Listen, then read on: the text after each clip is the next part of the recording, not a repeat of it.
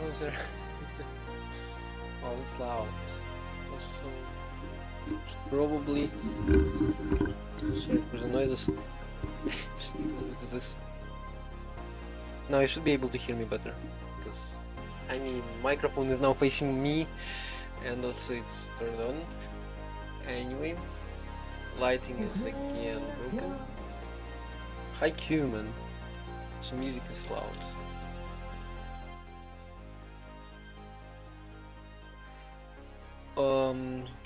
I wanted to sync the camera. Camera is out of sync.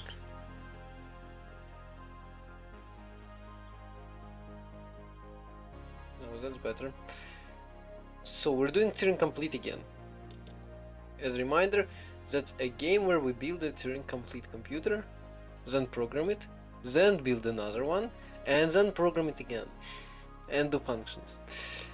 So yeah, we've been through a lot of stuff. Just to catch you up a little bit, because I haven't streamed in a while. We've made an Overture. That's that's the name.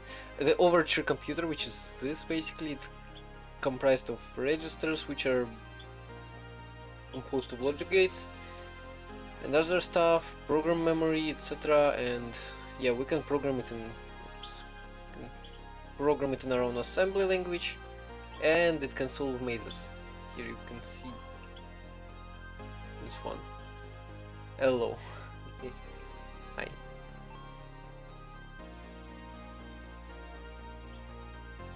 I can't pronounce your name apparently. This. Sorry if I couldn't. Anyway, we're not here to solve mazes. 9.4k ticks. Yuri. Oh. Yuri. Okay, hi. So yeah, we've got manual entries, etc. But we built another computer, which is leg. This one. It looks much more compact, but it is a bit more complex. Instruction set actually, I mean, maybe it's not more complex, but instruction set for it is different. It's, from what I can tell, I'm constantly using right click instead of middle mouse. So yeah, from what I can tell, it's ARM v8A, but smaller. Anyway, we have instructions which take 4 bytes, which are comprised of 4 bytes, and yeah, we decode them. We have like operands, conditionals, etc. Anyway, we haven't actually programmed it, I think, because we did hextracer, which gave us a hexadecimal numbering system, and we did a delay. Oh, that's a lesson which gave us gate score and delay score, which as you can see on some levels, on levels specifically that we build new components with. What is this? So yeah, on level specifically where we build new components, we've got a gate score, delay score, and a sum. I guess some of them. So gate score is how many logic gates we've used basically. So a decoder worth of 0 logic gates, and 8-bit adder is worth 88 gates. And it's also 64 delay scores. So the more logic gates you have in series, the higher the delay score is, which means the slower the system is. So yeah, we have 2 more levels here. We need to choose out of 2. Actually, we can do this AI showdown. We can already do our first assembly challenge, but I'm not gonna be doing this. First, we're gonna do those 2, and yeah, at this point we haven't used RAM. Oops. We have not used RAM yet, which is interesting. RAM? Yeah, random access memory. We haven't used RAM, so both both computers that we made had only registers, and I mean we haven't programmed the last one yet. So, but yeah, first I'm gonna do shift, because shift is well, I'm gonna leave RAM for later. Okay, I have actually added a shift instruction to our last Overture computer, because, well, without it, it wasn't fun to program. I mean, I needed it for division by 2. So to shift value one left just means moving all bits in byte, shifting one right, exactly. Task in this level is to shift the first input to the left by the value given in the second input. The second input will never exceed 7. Okay, I did not think... oh, it's just 8. I did not think I'll need to ever do shifts that are actually variadic, and I have no idea how to do it properly. I assume it's something like...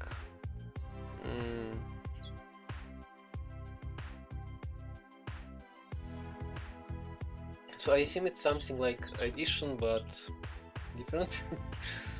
Let me think.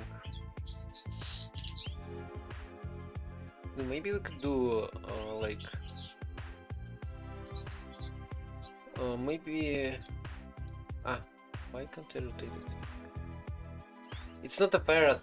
Why is everyone saying that it's a parrot? It's not a parrot.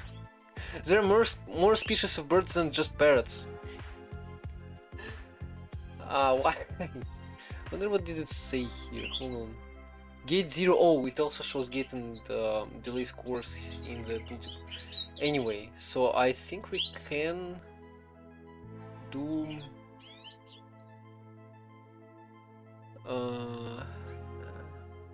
switch gate 1, delay 2, and just gate 1, delay 2. Where's an end gate? And gate 1, delay 2, gate 2, delay 4. Okay, so it all makes sense, you know. By the way, 8-bit switch is the same, right? Gate 8, delay 2, yeah, right. So it's multiplying the switch by 8. Can I please side by side? I can't, but that's fine. So maybe... No, actually... I can't use component factory here. What's the best way to shift it? Because now it matters, you know? Now it actually matters. I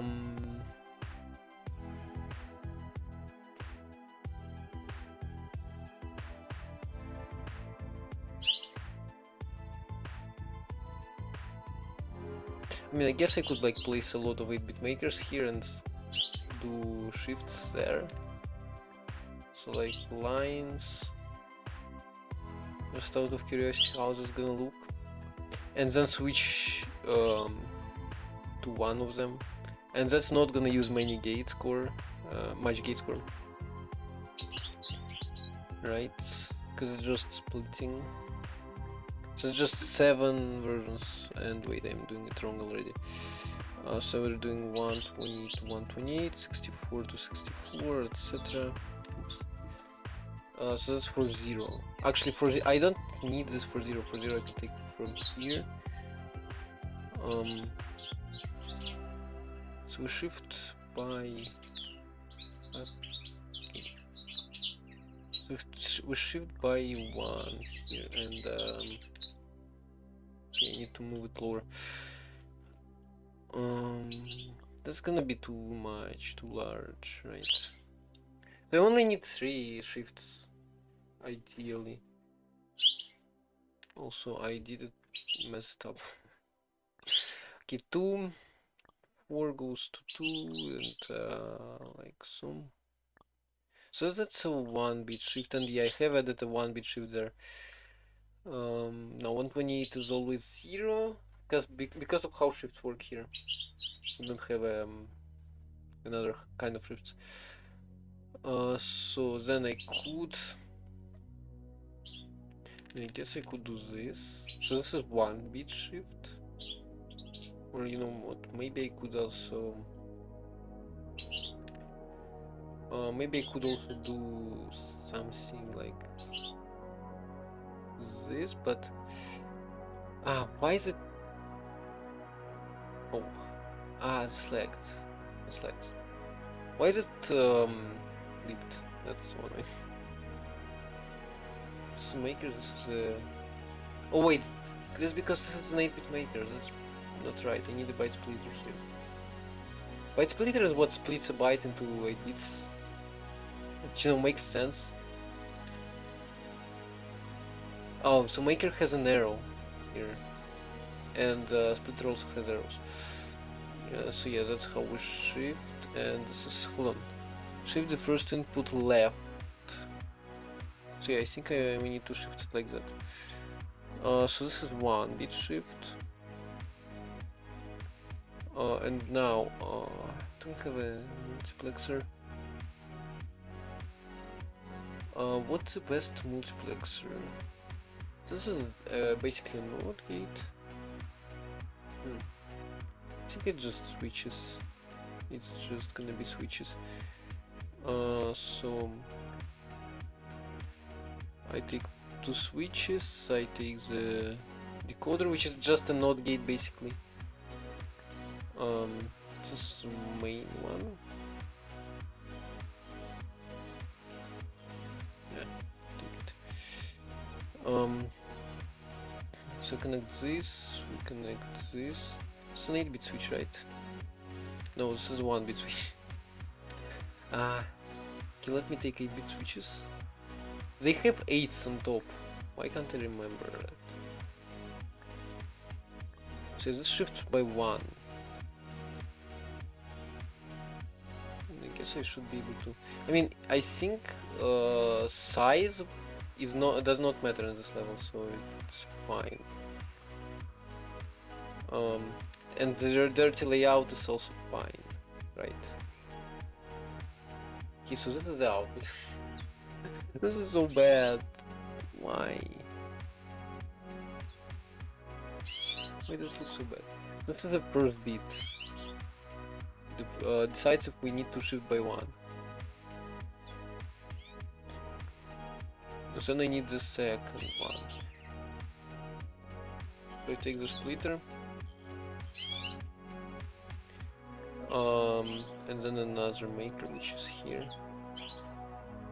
And then I shift by 2, and then I shift by 4, right? Oh, and I can't shift by 2 in such small space. I mean, I can do this. You know what? I might, actually. Might be worse. So like that. You know what? I'm gonna reroute it.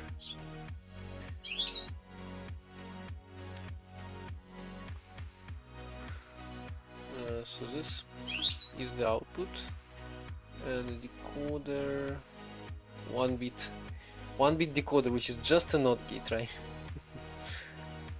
So this one is the default one. This one is this one. Okay. Now, I wanna split this up and shift it by 2.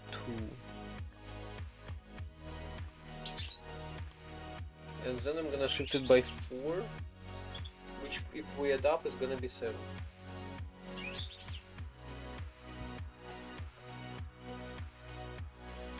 So we take 2 switches here as well. Then we take a decoder as well.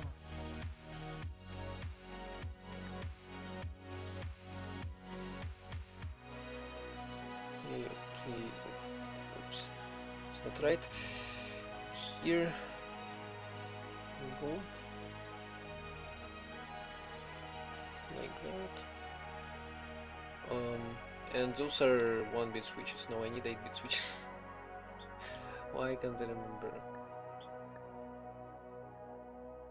Okay, so this was first bit of shifting. This was second, and now we need to be able to shift by 4 bits. Also, for some reason, this wire is the wrong color. I'm sure they're gonna fix it in the next version, which should come out sometime soon. Also, I'm trying to like reduce space as much as possible. Shift by 2, 3, 4. Okay.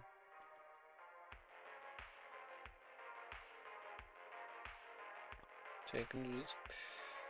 Now, so yeah, we shift by 4 here.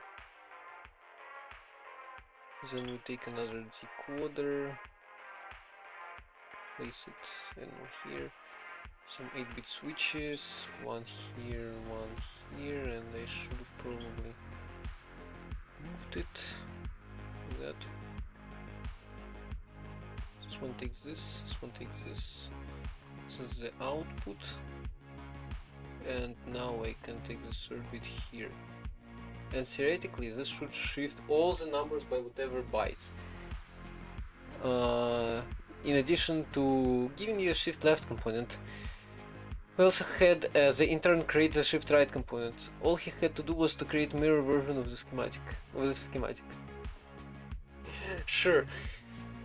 I mean, actually, if you just mirror the inputs, it's gonna be exactly right. Mirror one input. It's shift left and shift right to your hardware for future levels. Okay, so this unlocks 8-bit shift left, 16-bit shift left. What? 16-bit shift, 32-bit shift left, and 64-bit shift left. What? Okay, so they said, hold on. This unlocked how many new components? Also 8-bit shift right as well. Huh? Wait, that's level lock. Well, I want to reread this. Add shift left and shift right to hardware for future levels. What do you mean? Yeah, sure. It doesn't even show the fifth shift right thing. Anyway, now we can either do the product of nibbles and then divide, which is math. So this is math, you know. Product of nibbles is I think that's the best you can do, by the way. So yeah, product of nibbles is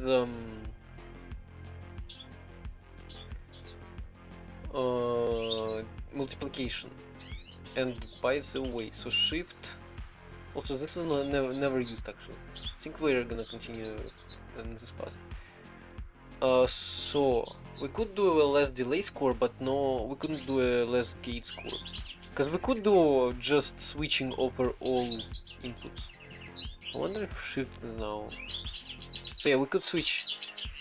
We could switch over all inputs, over all possible variants of shift, and that would be a smaller gate score. Wait, delay score. Wait, actually, so 3-bit decoder is delay of 6. Maybe no. Maybe it wouldn't. I wonder if 8-bit decoder. Wait, 3-bit. I wonder if 3-bit decoder is actually the same as 15.6. I mean, it might be.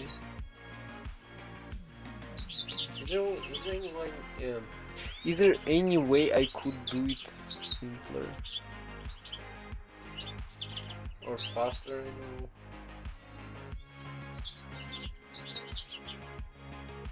Like, it really makes me think about optimization here.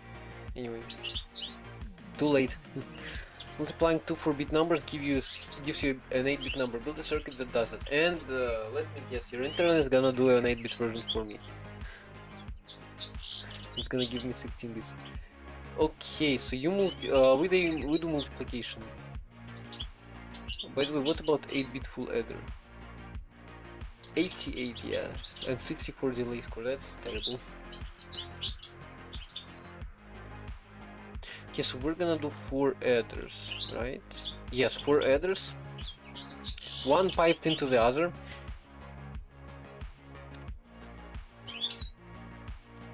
Oh wait, that's not right. I'm not gonna worry about carrying yet. Well, this gives me 4 bits of carry. Actually, you know what? No, I'm gonna do like those adders. No, so I multiply the first one by the second one. This is a 1-bit adder, right?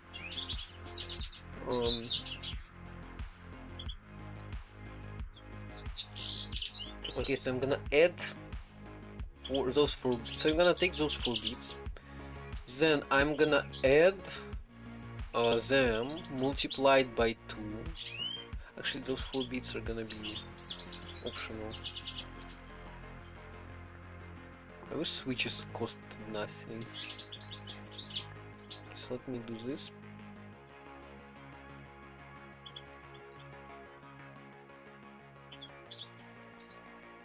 Hmm.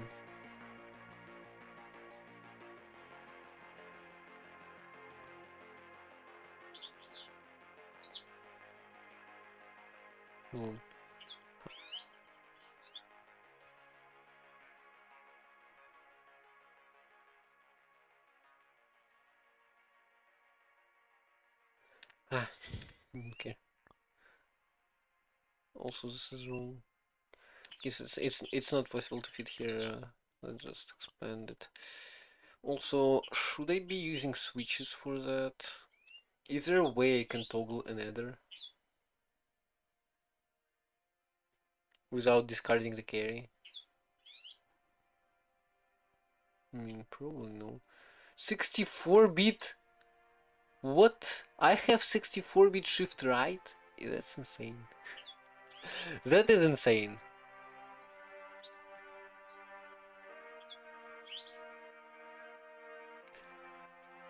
Okay, let's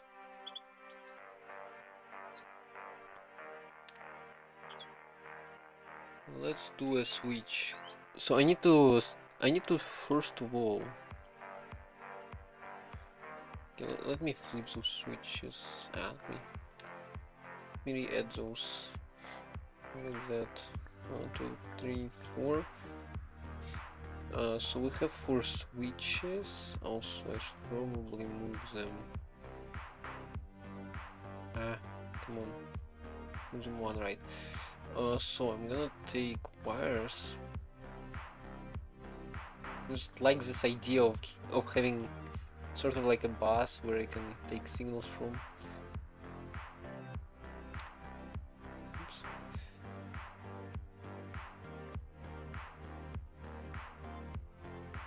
So I'm gonna switch this on with the first bit.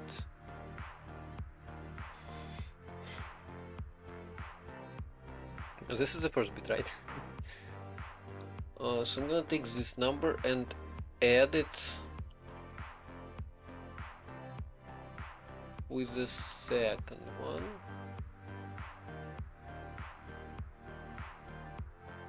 Okay, so I'm gonna make this longer.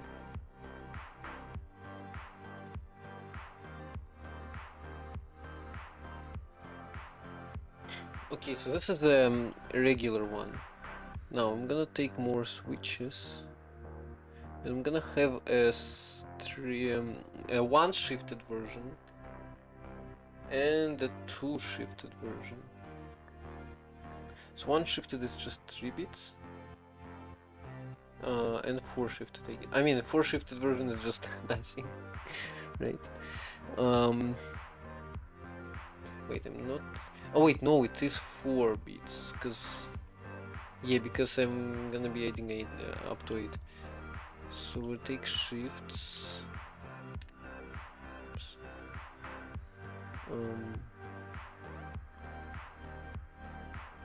So I'm gonna be toggling those 4 separately. Using the second bit. I mean, I guess I can just copy it. Please. Wow, I didn't actually know that copy and paste worked. And this is red when I count. It's a 4, 1, 2, 3, 4. And I do need to extend it up to here. So that's 1. Also, I have actually flipped it. Okay, it's fine.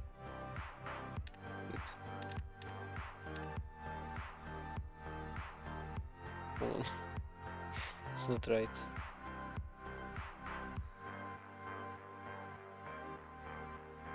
Okay, Okay, so this is the first bit, this is the second, this is the third, and this is the fourth, but I can just do this. Okay, so I'm gonna take this, connect it here. Also, I should probably do this instead, because it looks better. And this gonna get connected here. Now I just need to add them carefully. And I am gonna do bit by bit, adding more and more adders. Also, product of nibbles. There was an achievement for it, definitely. No more than 3 8-bit adders. I'm not even using 8-bit adders. Hey, I'm not even using 8-bit adders.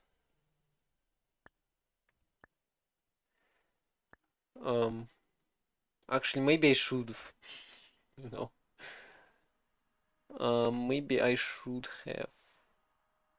It's gonna be much smaller, but it's gonna have more gate score, much more gate score. Much bigger gate score. Okay, so I need to add those 4 bits and those 4 bits, but those 4 must be shifted. So those 4 don't have carry. I'm not gonna have carry. Yet at least. Okay, so if I do one by one here, so this is the second, and this is gonna be added to this one, right? Okay, so this is never gonna carry, no, actually. So I'm adding, basically I'm adding those 4, but each one is getting shifted by a different amount. So the first bit is always gonna be it's always gonna be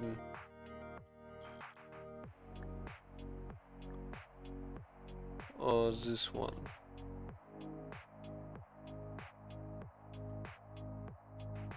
Right. And I can't route it properly. You know what? I'm gonna switch colors. I'm gonna switch to this one.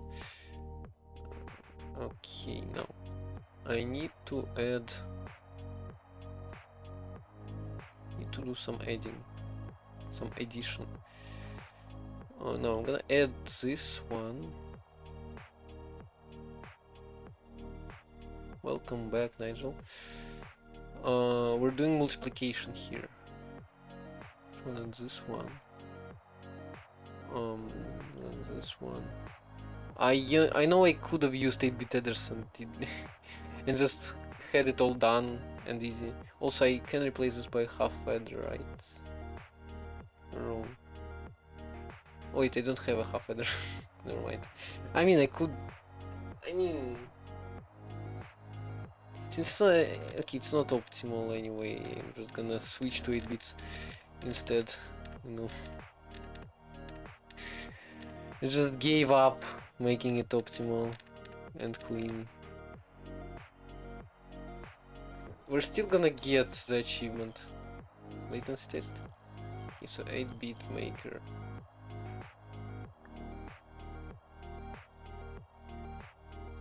For second latency, that's fine, right? Wait, that's splitter. Maker. So I need 3 of them. No, 4 of them. 1, 2, 3, 4. So I know the idea, but it's gonna be annoying to implement. I mean, it's not annoying to implement, it's gonna be... It's like... I'm using 8-bit versions, and also I did this wrong. I need to shift it by 4 bits to 4, 8. So I could use... so I am using 8-bit versions, but... like, for the first part, I could have used like half of it. So this is just 4 bits, and then I'm gonna use adders, and those adders are gonna be using much less. So this is by 1, this is by 2, and this is by 4. Right? Right. So yeah, I'm gonna be using 8-bit headers, and I could have used much less gates for that.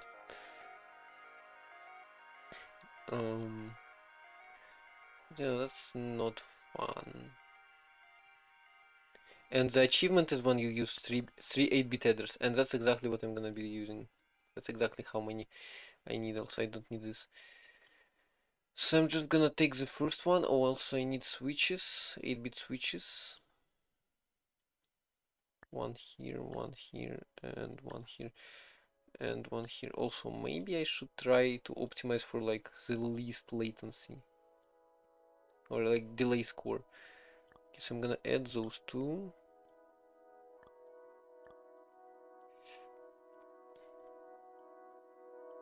And I'm gonna add,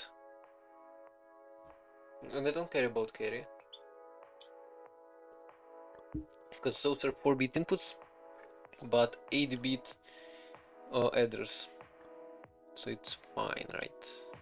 Still fine.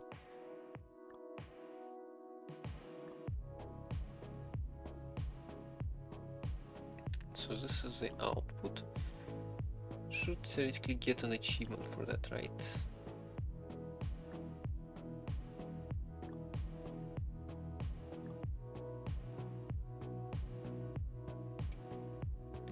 Got 0, expected 8. 1 and 8. Oh wait, I forgot to connect here. That always happens. 1 and 8. Huh?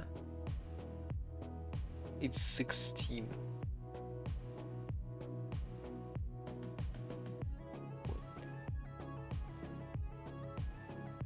The entire Orco spec, I mean, entire Orco specification right now is pretty much finished. Because it's empty. But don't worry, we'll get to it. However, it's another rewrite. Did I already say that Orco got another rewrite? And now he's using Rust Analyzer to get Rust stuff. Okay, so 2. I mean, Rust AST is gonna use, well, I mean, Rust frontend is gonna be written in Rust. Zig frontend is gonna be written in Zig. Also, I have considered Zig for Satan, and I have actually tried to rewrite Zig in Satan, which I think is an interesting idea. And I'm gonna finish it. But first I need to figure out why multiplying 8 by 1 gives me 16. I mean, Jax is gonna see the finished product though. It's gonna be fun, right? So this is shifting by 4, right? No, should be 3. Wait, do I need to actually shift it 1 by 1?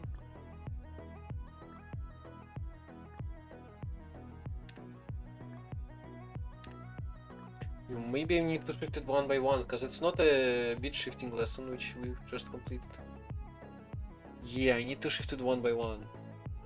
I'm dumb. But it's fine. That's why we don't get carry.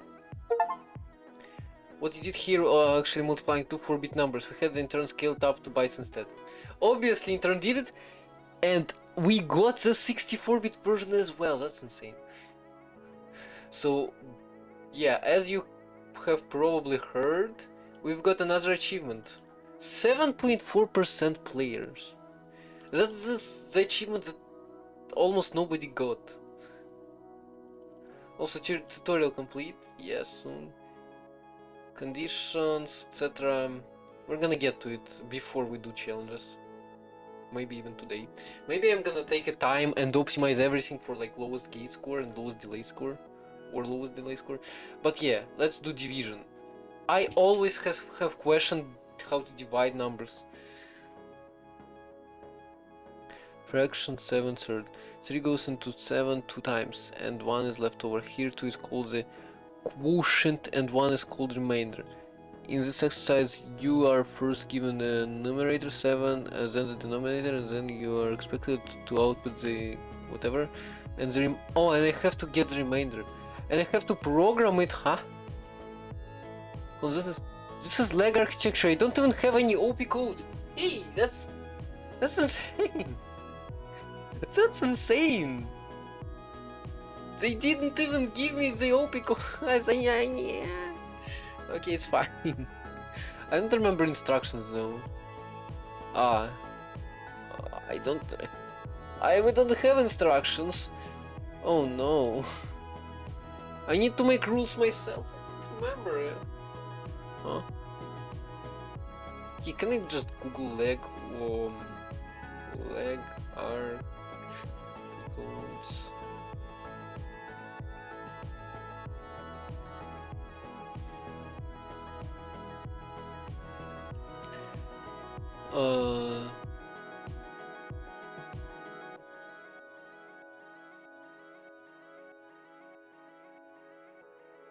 Okay, so we have much more registers here.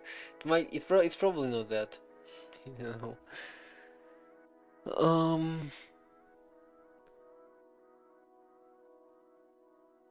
I mean, maybe it is, because it's really similar. Let's see. I mean, it's so sad that they didn't give me any instructions. You know what? I'm gonna switch to level this one. I'm gonna open the log.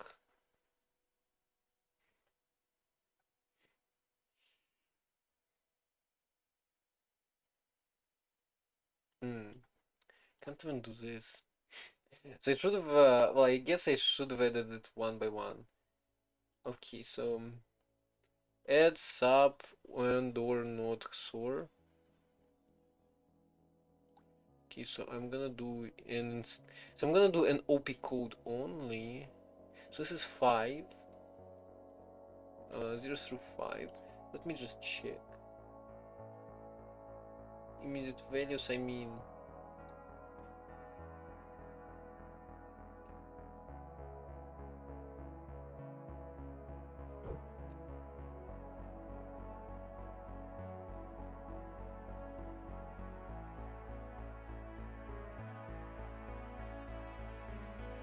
This schematic, by the way, is really good. It's a really good one.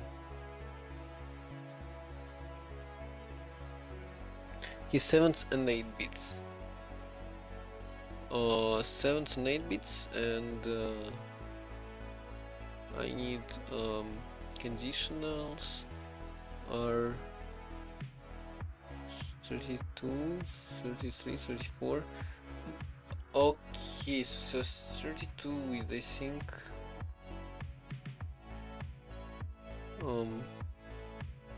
okay, no. let me see the beats, hours beats of OP code. It's structured.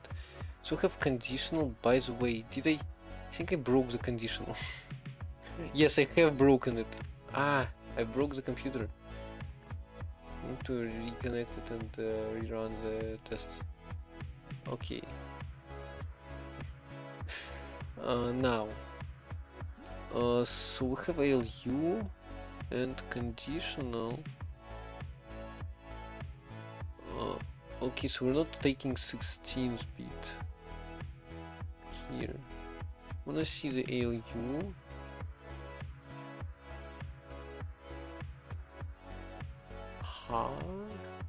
Wait, bit multiplexer.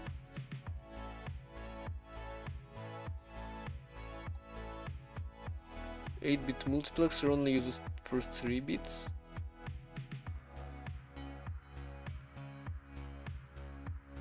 So this only uses first 3 bits. And this bit switches something. That's fine. So this only uses first 3 bits if 32 is 0. Okay, back. Instructions. Okay, so how do I do rules?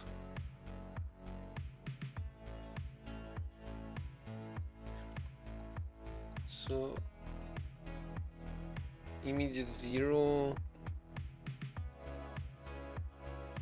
Do they overlap?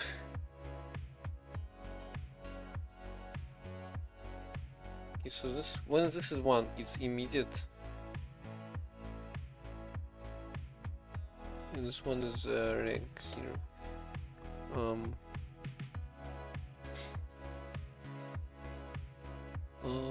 So what does this do?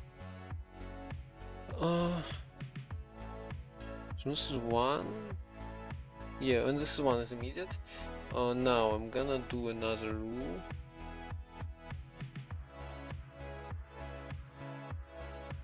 On this one. So it's reg 1, the first operand. So this one, yeah, it's the first operand. Well, actually, so it's reg A. I'm gonna do reg A. I'm gonna do A and B. Oops. I have pressed too many escapes. Delete this. This is immediate A, register A, register B, and another one is gonna be immediate B. It's gonna be this. Oops.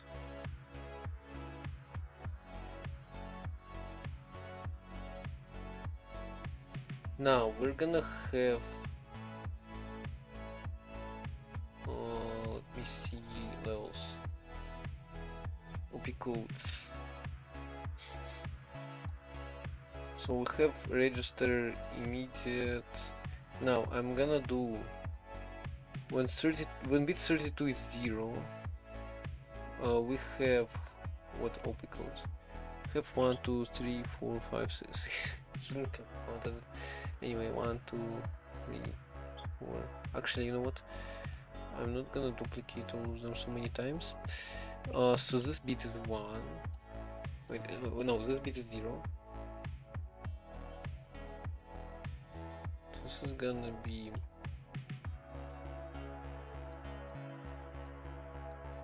oops, this doesn't matter. 4. Actually, so 4 bits. Wait, can I do it in 3 bits? Yeah, I can do it in 3 bits. So this is add instruction. Now I'm gonna duplicate this. 3, 4, 5. So this is gonna be sub. This is gonna be end. This is gonna be or 3. It's gonna be not 4. It's gonna be XOR 5. Okay, then I'm gonna switch to conditionals.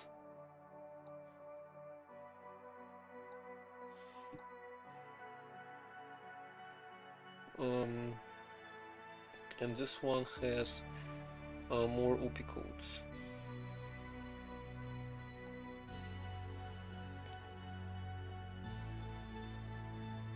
So branch equal, how do we name it? So say a new rule, it's gonna be 2, 3, 4, 5, 6. Yeah, that's also 3 bits per cube. We're actually like branch equals, and this one, this one must be high now.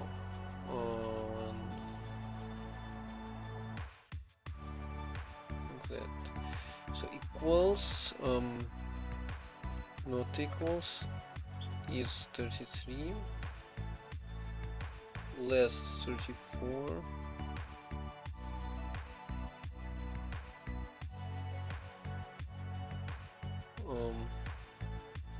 less than or equal to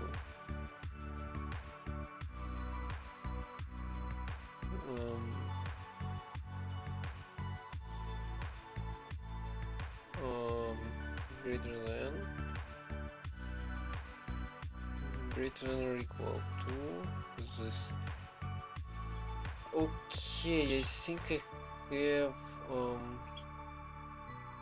successfully encoded those. No. Yeah, I think that's right. Now we can go to divide, and now add the assembly code. Yeah, so I'm gonna put instruction on the left. Actually, no, I'm gonna put this like that. So I'm gonna have, first of all, I'm gonna have immediate A is gonna be this bit set. I'm gonna be logical, or I mean bitwise ORing them, so it's gonna be easier. So those two immediates. Now we need OP codes. 0 for add. Actually, I didn't have to make them capital. No.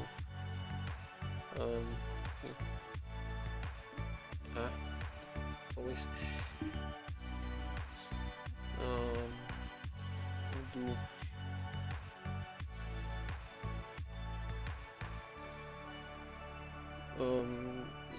yeah. Okay. Immediate. I'm gonna do this naming for naming.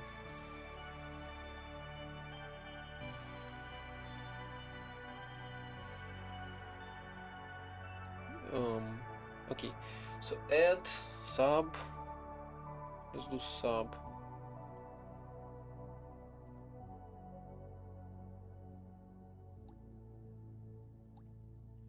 Is 1, so add 0, sub is 1. And is 2, or is 3, not is this one, XOR is this one, then branches equals is 3, 4, 5, this one,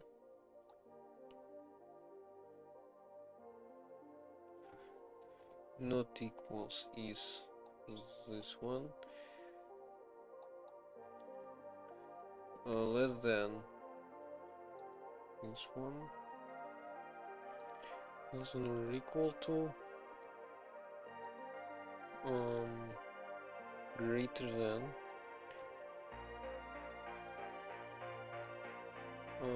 greater than or equal to. Okay, now we have all the OP codes, I think. We need to divide. I don't even have multiplication. I don't even have bit shifts, you know? I need to add bit shifts. I need to add bit shifts to the computer myself, huh? Okay, so ALU has unused operations, I'm pretty sure.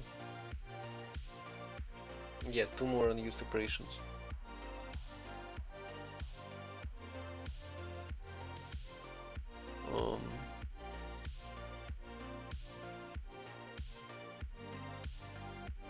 Okay, so I need shifts.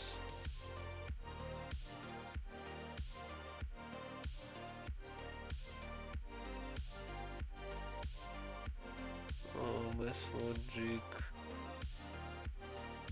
rotates shifts. Okay, so I need shift right and shift left, basically. I'm just gonna do it with shift right and shift left.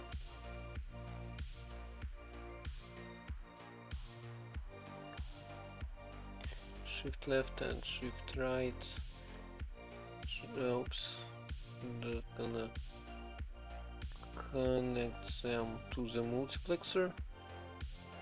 So it's just gonna be this is the second operand, right? And this one is the first. Okay, simple enough. Okay, so I need now to add shifts.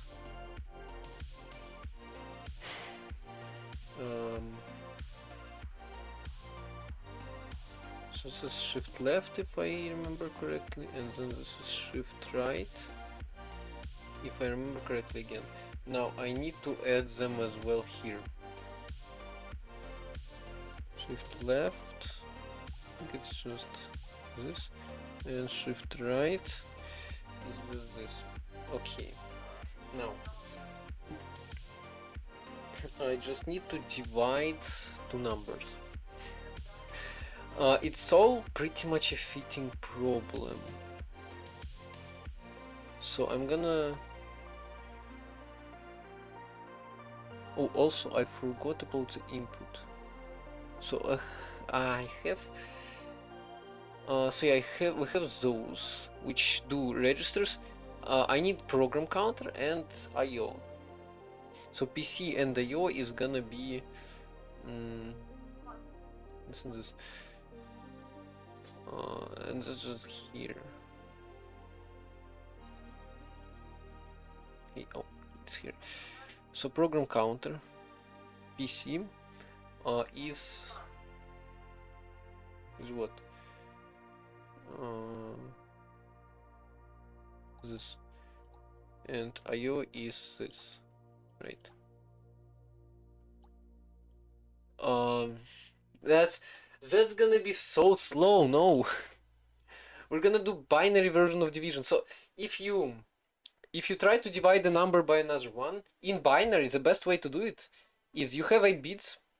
I assume this is all obviously 8 bits. You then subtract hold on. What do you subtract?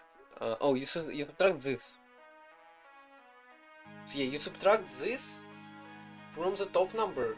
If it subtracts, if the top number doesn't become negative, then we're setting 8-bit to 1. Then we subtract this from this number. Say this number first shifted left 8 bits, then shifted left 7 bits, etc. It's not similar. We're not just subtracting the number. So first we subtract this number shifted left by 8. Then we subtract this number shifted left by 7. Then 6. And that's just 8 iterations. Only 8 iterations. Okay, so... they didn't say restrictions. They didn't give me any restrictions. So... Oh my god, I don't want to deal with 8 bits. No. What's the highest number you can divide by, possibly?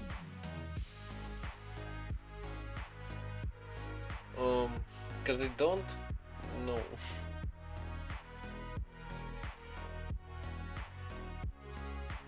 I mean, you can also shift right. We're gonna okay, we're gonna add input 0, or actually I/O 0 into register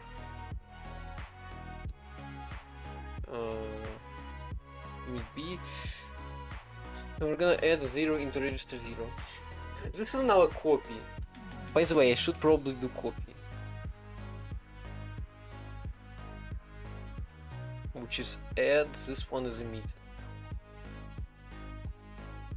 So we do copy like that.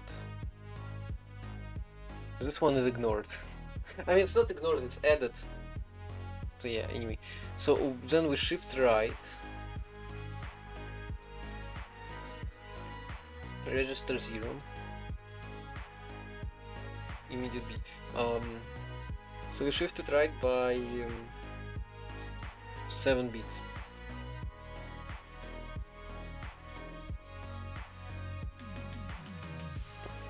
And then we check if this thing fits.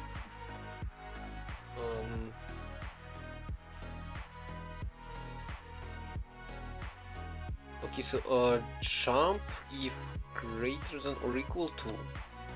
So we compare. Also, yeah, I put this into 1. Register 1. So register 1 is what we compare. Okay, so yeah, I'm gonna compare and then subtract.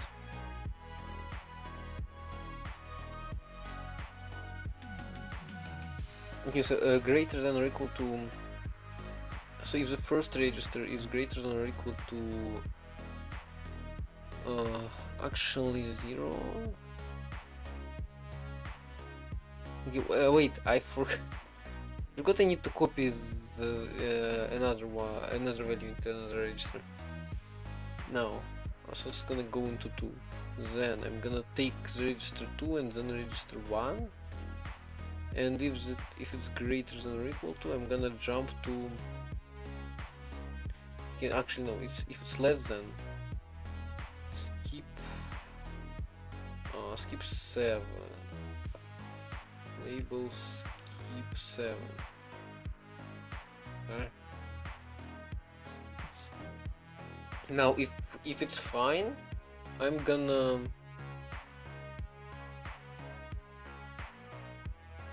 subtract.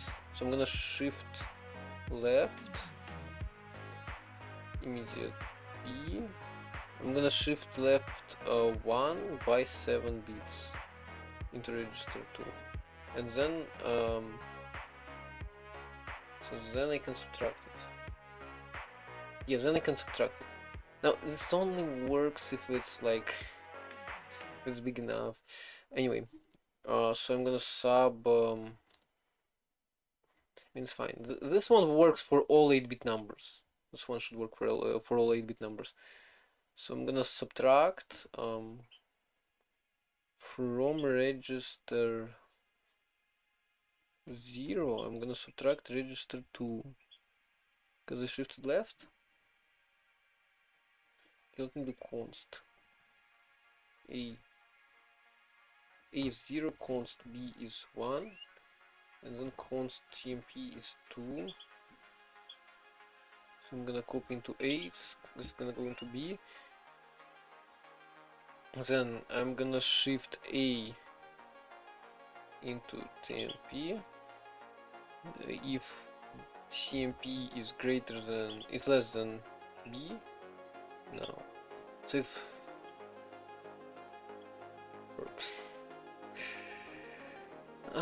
so if the A is less than, then we skip it. Otherwise we shift left B into TMP by 7 bits, and then we subtract from A and then put it back into A. We subtract TMP. Then I just need to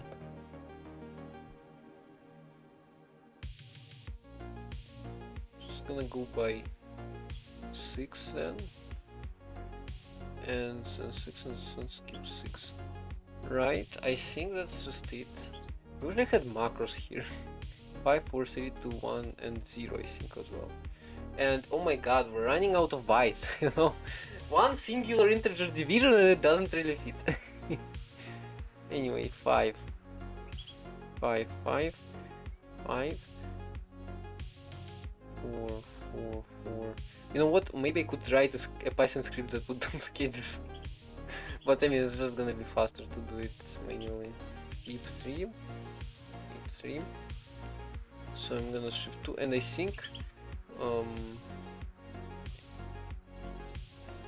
0 is also necessary. Skip 1, and then we don't shift this. Then if A is actually less than B, then we skip 0, or else we subtract A from B.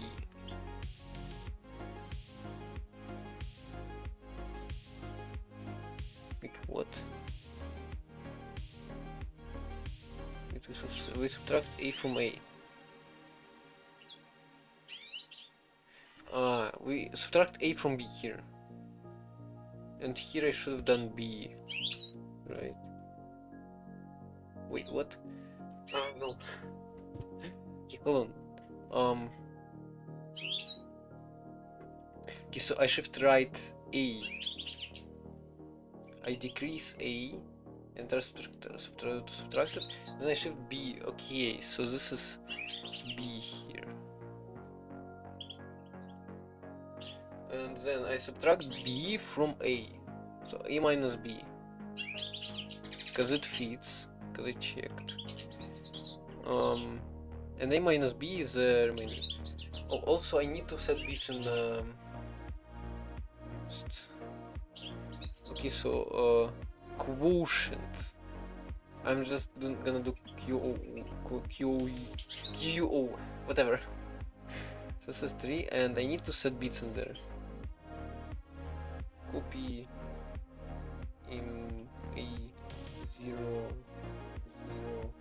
into QUO, whatever. Now I'm gonna be setting bits here.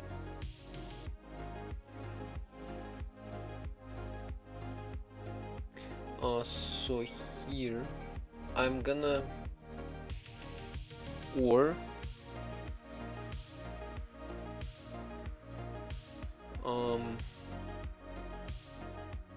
so I'm gonna or immediate B QO.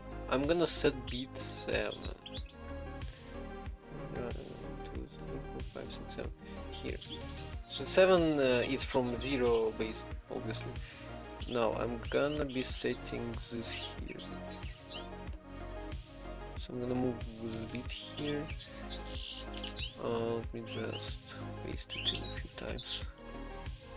And the skip 0 is gonna be setting like obviously the first bit. I thought it didn't paste because it doesn't fit in program memory. Oh my god. Because those programs use a lot of space, 4 times as much. Because we have an architecture that's that.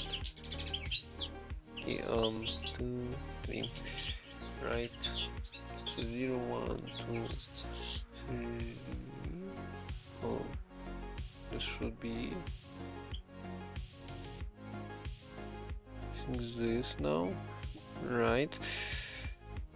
3, 2, 1, and 0. Okay, now I need to set those 2 zeros, and this should theoretically work. Now I'm gonna copy.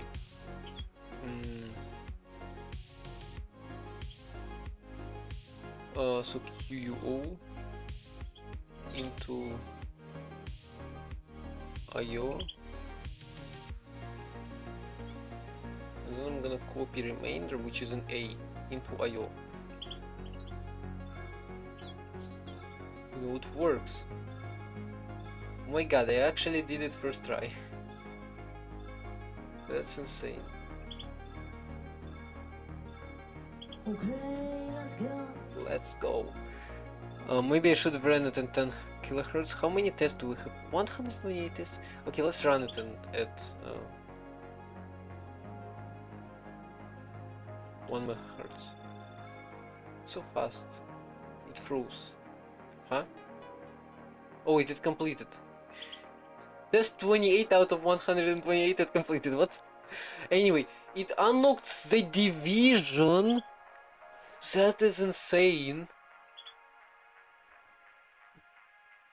Time score 1.8k. Gate 1.5 thousand. I wonder if divide is 1.5 thousand gates. If so, that's gonna be insane. I wanna see this math. Where's the division? Divide. Okay, no, it's 800 gates. It's not 1000 gates. And delete score of 500, but that's still insane. Anyway, division is actually not used anywhere. Also, did it give me 8-bit versions? Well, 64, 16, 64, etc. bit versions of additions? Oh. Anyway, RAM, random access memory. That's important. No more words. Add a RAM block so that computer can address 256 additional bytes from memory. You need a way to decide which of the 56 bytes inside the RAM we're addressing. Select RAM register and wire it up so its values always selects RAM address. When you later want to load or save to RAM, you will have to first copy the RAM address into this register. Huh? This test, first copy from input 32 times, store these values. After you load the 32 values, output them in the same order you go. Outputting before you... Okay, fine.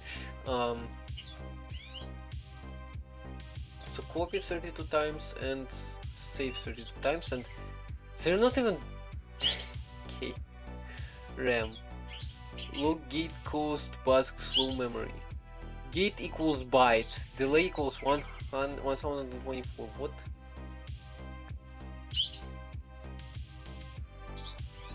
I can. Oh my god! What? Data widths. I can have 256 bits of stuff, and I can change the size. Can I do like one? Okay, hold on. I need to oh, thanks. This is 400 here. So kilobytes, megabytes, gigabytes. This is 1 gigabyte. It's gonna let me do 1 gigabyte. It is 1 gigabyte of memory. Ah, that is insane. And it gets. How does it get addresses? Load save address. This one is. What size is it? It's green, huh?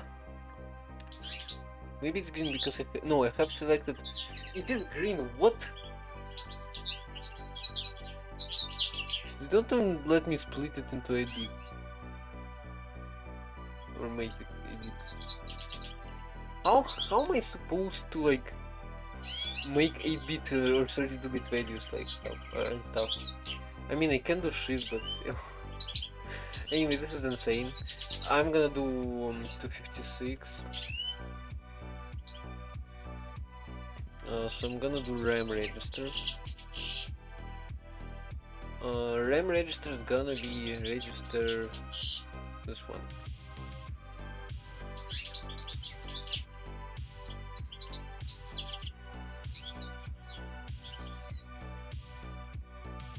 So the green is input control, which I think I'm gonna be. Wait, is it? Oh, green is output. This color is input control. Color coding game. Okay, load, save.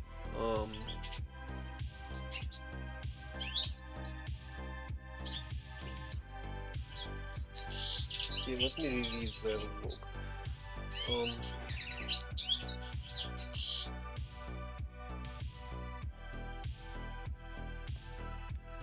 No, the save RAM will have first to copy the RAM address to this register. Okay, I mean, you know what I can do? Hold on, give me the instructions. Yeah, here. So I can do a load instruction instead. Stay immediate B. So have a lot of bits, you know.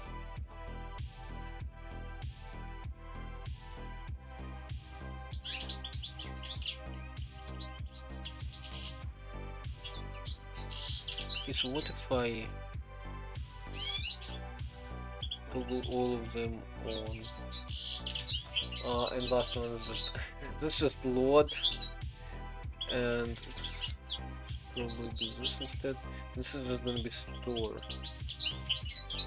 So load and store, and then I'm gonna just do.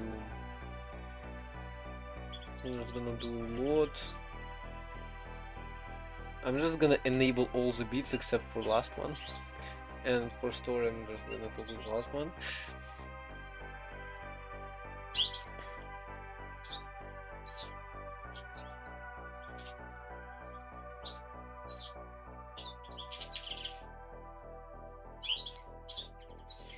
Now, if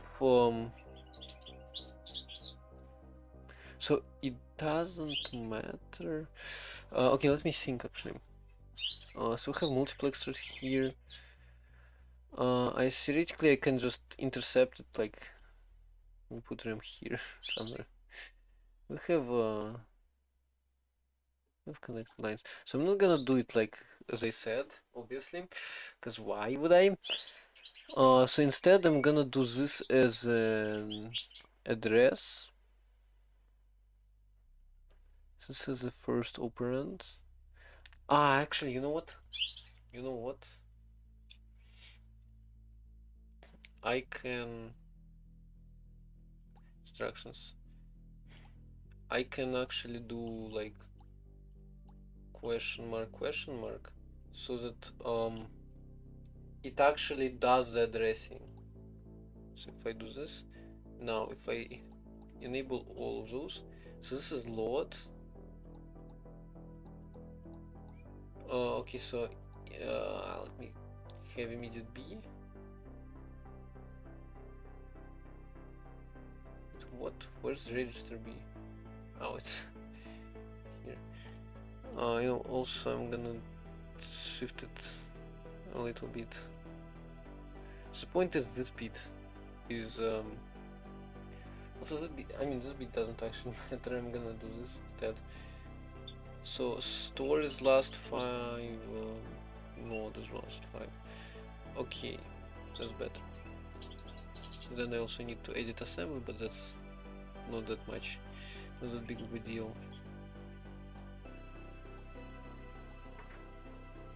Five store.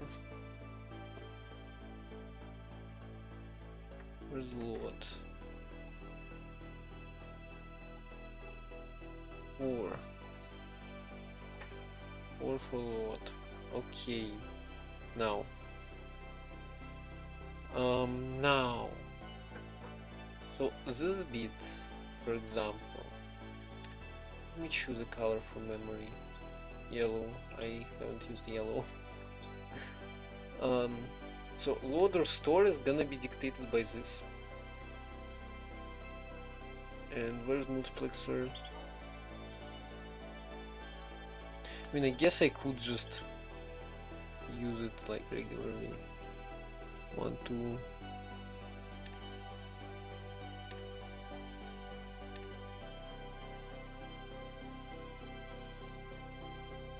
Okay, so I'm just gonna do this.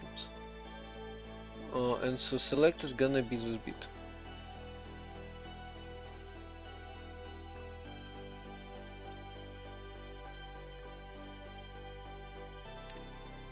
And this bit is gonna be load. So if it's actually it's gonna be decoder,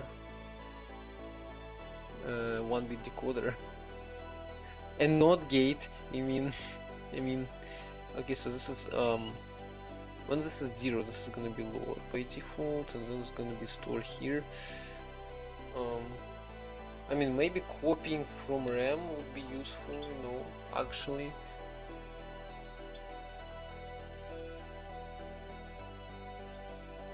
No, actually, like RAM as a destination. Okay, you know what? I might.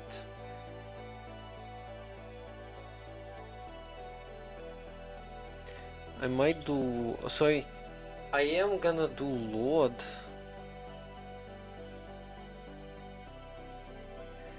So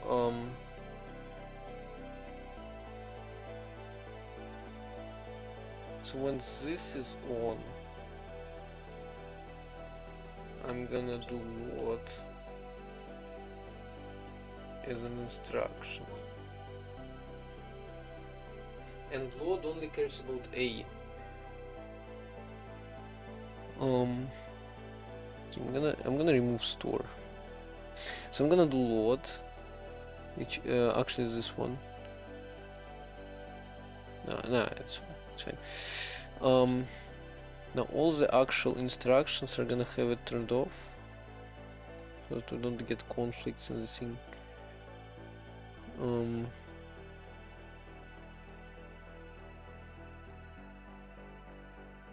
And then immediate B and register B is also gonna be that. Immediate A or register A is gonna use the load, and then I'm gonna have output B memory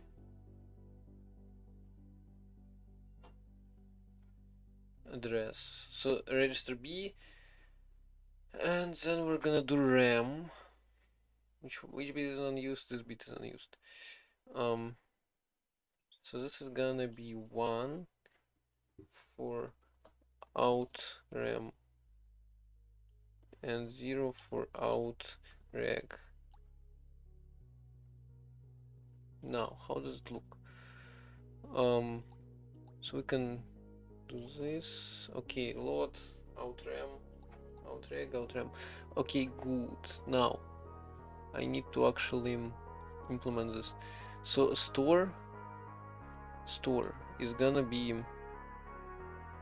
4 bits of zeros. As this is store.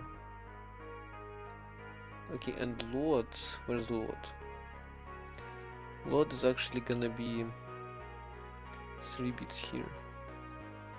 Okay, actually no, 4. I mean, actually this one. It doesn't matter.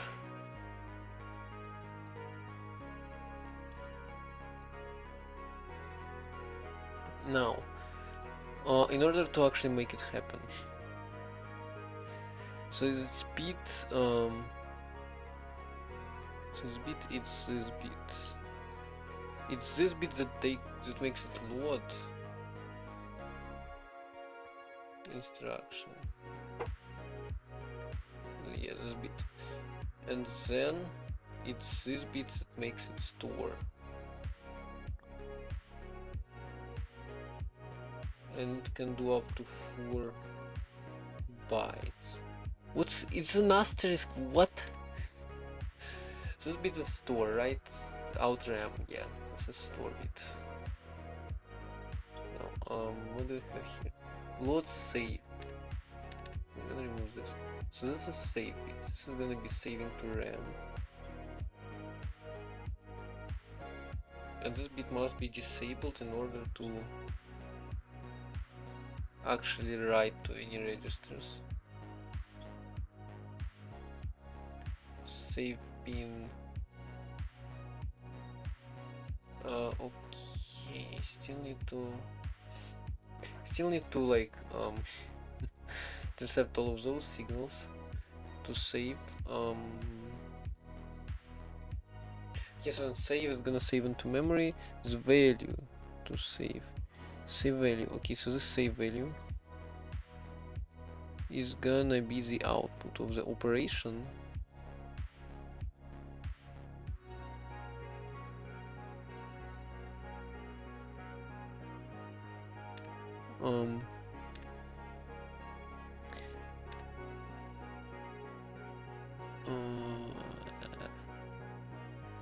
Okay, so this is the output. What else do we have here? An address. Oh wait, out to RAM. Yeah, out to RAM is just gonna be last argument. Our last argument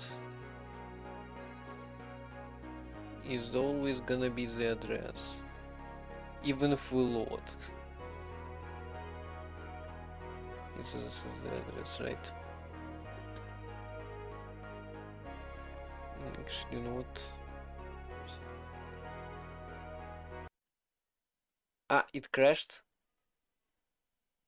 What? It just crashed. Hey. By the way, 10.8 hours of gaming. And yeah, I mean, it is unstable, so it's fine. It is an unstable version. Stream froze? Huh? Also, yeah, camera is out of sync. Again. I mean, stream might have frozen, but what? This has an OBS icon. Ah, why is it OBS Studio? This is messed up. It is good though. It is incomplete, but okay. You have a. Did it save? That's the question. It did save. That is interesting. Okay, no. Let's just continue as if nothing happened. So load. Should I put load always high? No, actually. So this is gonna be just load, also yellow bars. So it's just gonna be load, and if it so yeah, we have loads. I need to so I need the store signal to stop storing, and load signal to stop storing as well. No, actually no. Load signal is gonna be putting output to this bus.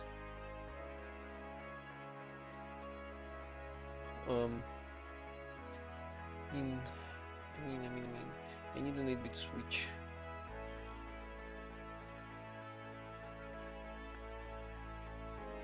Okay, so this is gonna be wait. Ah.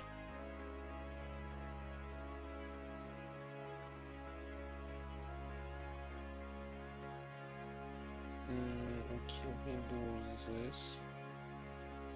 Wait, this is output. This output is green. This is green color. So the output is gonna be this. Now, the switch is gonna be high when load is high. Actually, when load is low. So it's let me take NOT gate. So it's gonna enable when the load. So this is the load, right? Yeah, this is the load. Now it's gonna output when load is high. And I need so I need to stop saving when saving is high. When save to memory is high, and then I need to stop operations probably.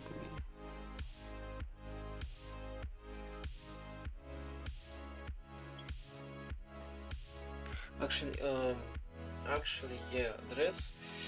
I mean, address should be either. Okay, where's the multiplexer?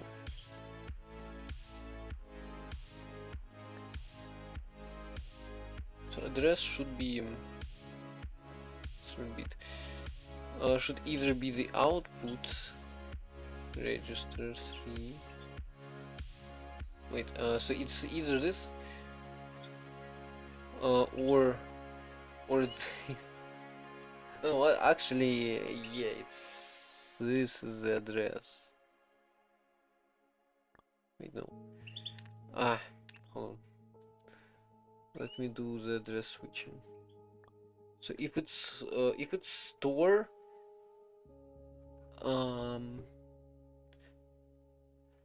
actually, it's too complex. You know, I'm gonna do load here and just store here, just like that.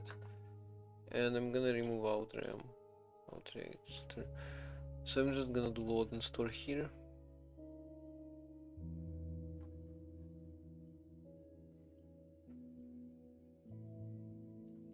I mean, I can also do this. Okay, so load and store. Let me also edit the store here real quick. It's gonna be this 17, right? What? No, it's a 9 store. 8 is load, 9 is store. So store is 9, load is 8, right? Load should be 8, should be 8 already, yes. Okay. Well then, we just switch the first bit for load or store. It's simplistic. So this is load. Actually, I should probably do this. No. It's it's colorful. So the address. The address is always just the first bit. Well, the first thing that gets multiplexed. So this is the address. Right. Oops. Like that.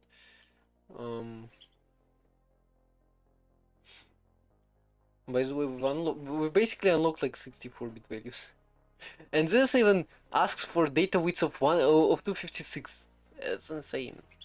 I mean, actually, I think I know what 256 is. Yeah, it's 4 outputs of 64 bits. That's insane. Anyway, so this is the address. This is the value. Wait, no, the value should be. Actually, it's a load. I mean, load is easy. So store.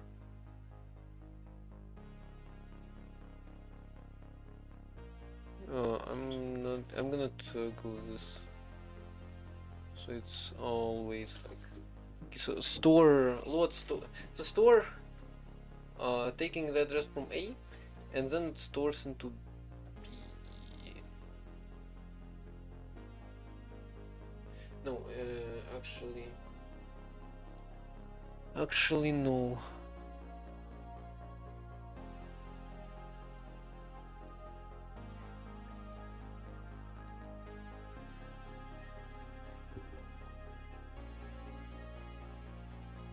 Okay, so loads and store is just simple. What do I store though? I need to store the register.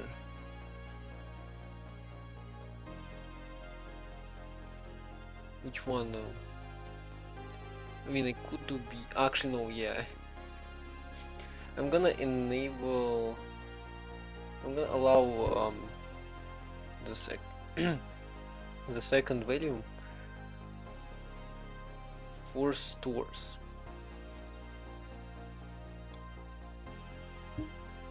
So the second value for store is gonna be the value I'm storing. Yeah. And I don't wanna go through the ALUs. Right through. Even though it's just this shaped. I'm just gonna do this. Also the value I'm storing. And the value so I need to prevent. So when this is 1, I need to prevent storing or prevent outputting. So output so load is so stored. Load and store don't output this, right? So it's switched with bit 8 and then bit 1. So based on if bit 8 is 1 and bit 1 is 0,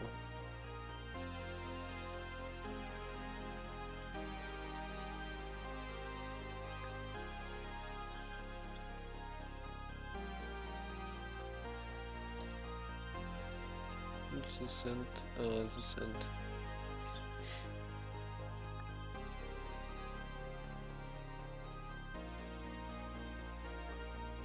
oops.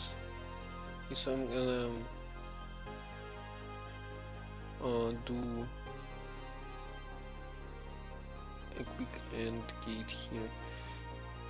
So if this is 0 and this is 1, and oh my god, what a placement. Okay, yeah, so if this is 1, which means we're doing so this is what is this? 0 and 1.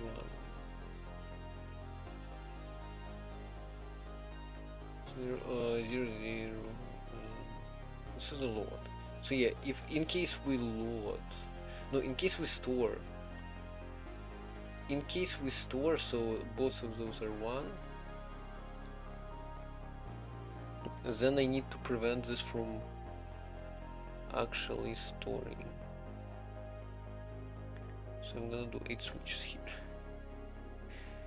I mean, this sort of gate is probably just useful, so I guess I should have included it.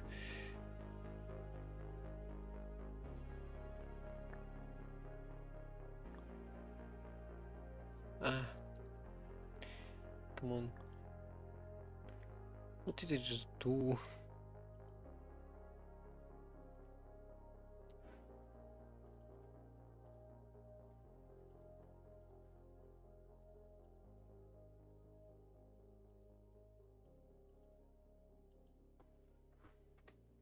Why can't I select more than... Oh my god, what did I just press? Ah, it selected too many things. Guess I should have just moved this and then this. And that's it. Okay, let's continue placing switches, and those should be 8-bit switches. Right.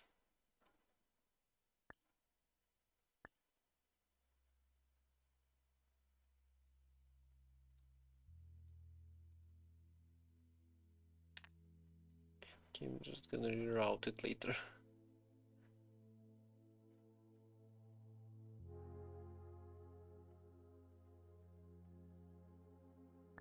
Oh, this is a 1-bit.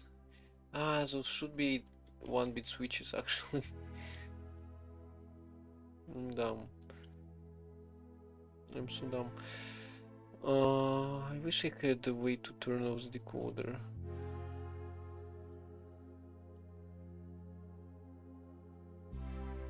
I mean, actually, when I disable the decoder, what happens?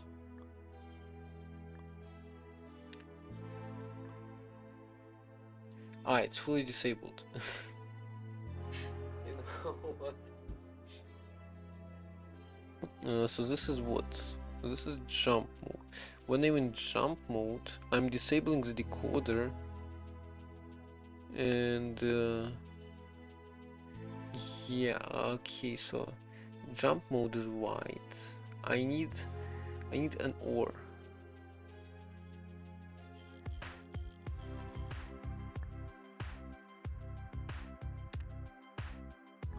So it's either I need white for jump mode. So it's either jump mode or not going to green control line. So it's either jump mode or it's gonna be this. Then I'm just disabling it and it should be fine, right? Should theoretically be able to load. So we load from. So this is always okay.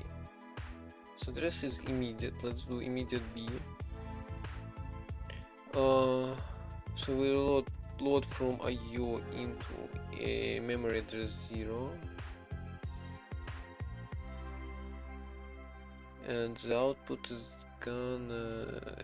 not gonna matter. Wait, stop. Step 4. Let's counter. Did it load value?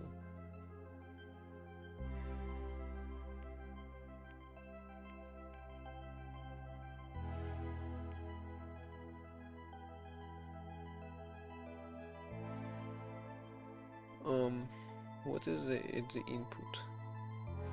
251.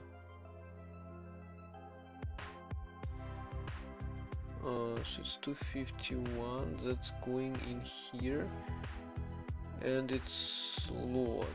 Oh wait, load store. I've mixed up loads and stores. It should be store. Store.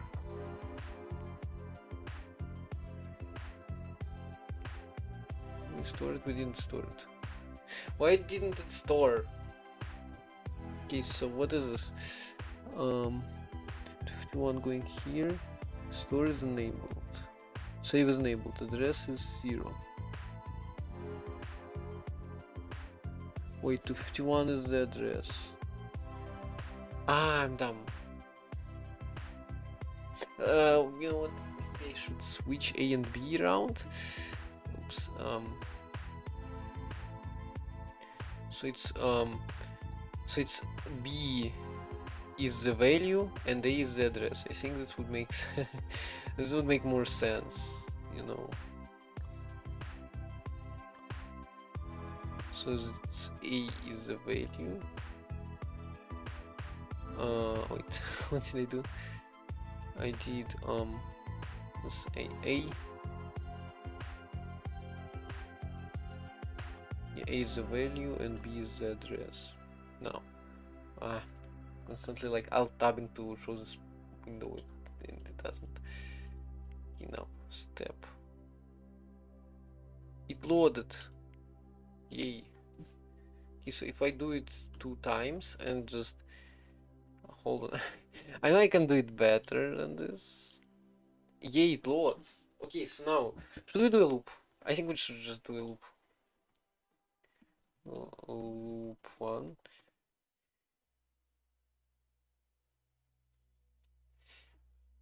Okay, so we take what?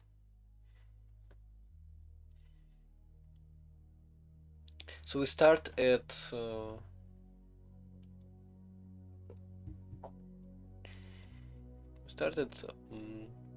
at what? Let me copy immediate B. So I copy. Wait, hold on. How does copy work? Copy. I copy immediate A. I copy 0 into register 1. Yeah, like that. So I'm just gonna use counter. Const counter 1. Colon set. Then so that's the loop.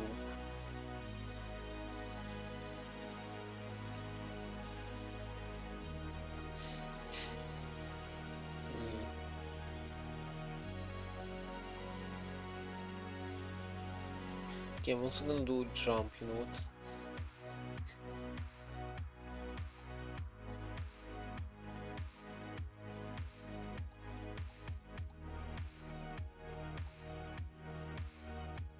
Oh, this one is 224, last 3 bits set. Branch of equals.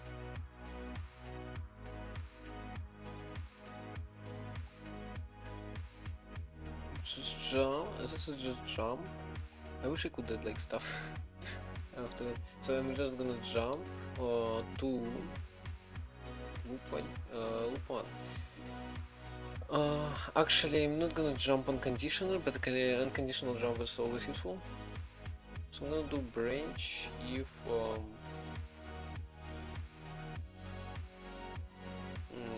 branch less than immediate B 32.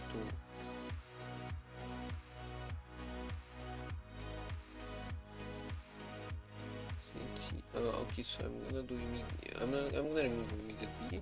So I'm just gonna store IO into counter which is an address. Then I'm gonna branch if less than immediate B counter if counter is less than 0, but wait, if counter is less than 32, but I'm gonna increment counter. So I'm gonna add counter. I'm gonna add immediate B counter 1 and store it in counter, obviously. And this is it's gonna be. Wait, I'm gonna go to loop 1. Now I'm just gonna reset it.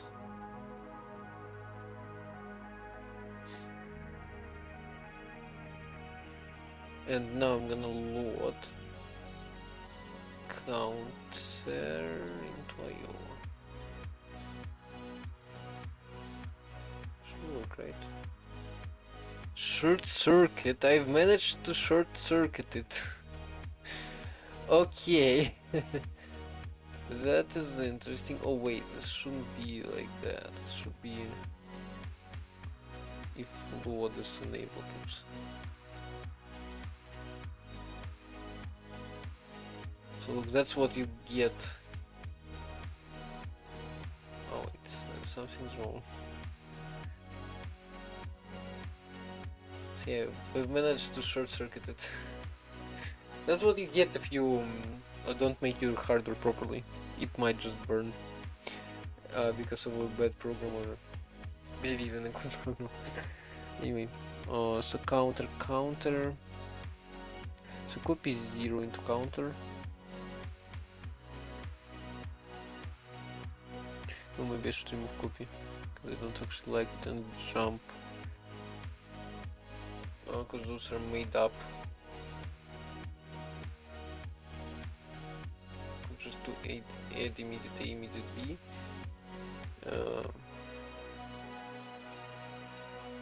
Maybe I should also do AB,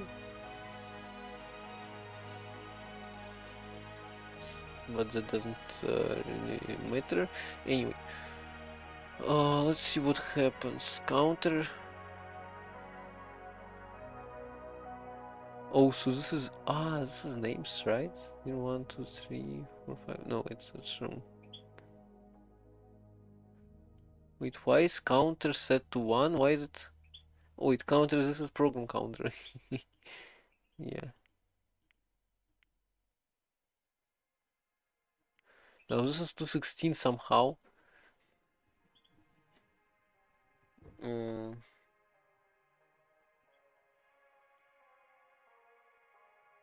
Okay, so store IO.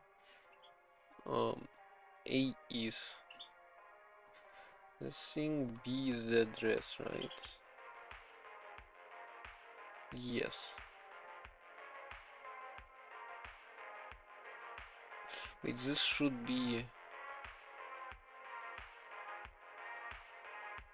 disabled on stores, no? No, it should be disabled on mods. Wait, what?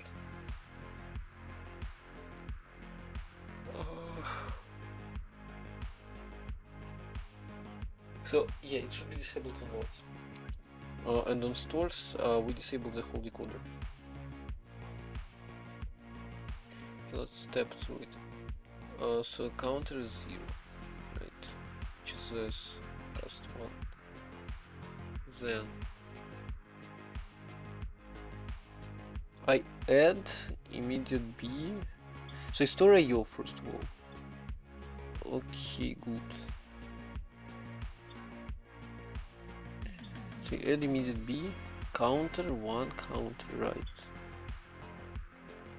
Somehow that didn't work. What's the OP code for add? Wait, add is 0, immediate B is 64.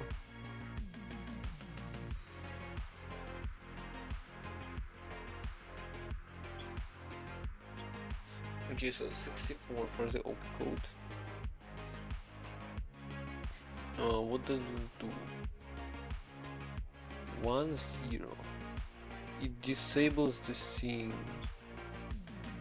It should only disable when this is high. See, debugging hardware.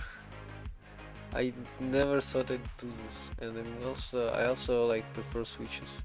I always prefer switches. Like always, all the time. Well, almost always. Because I like switches.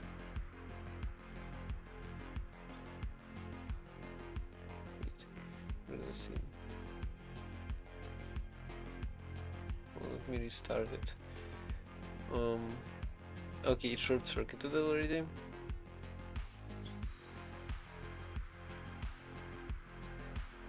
Wait, this is wrong. Is it? This should be. No, it's right. It's add, but I know what's happening. I need to be able to disable the decoder. Wait. Line break. Come back. So here here I need to be able to disable those two.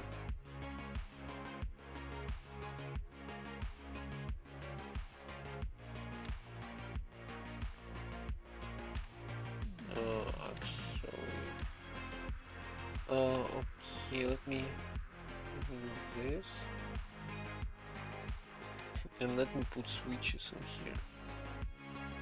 This is a switch, and oh, I can't place a switch. How do you put a switch in here? We need to fit one.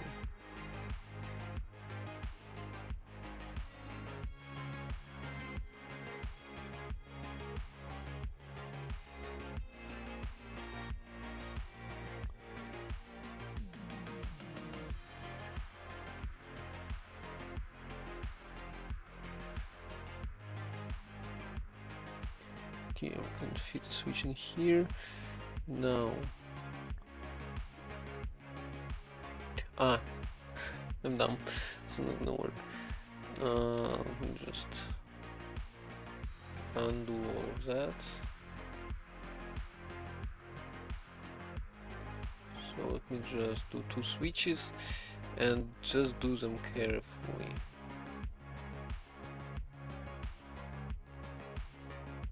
This doesn't find. Oh my god, it's so slow because of pathfinding. Okay, I need some space in here. Now this is gonna be. So I need here when it's not load.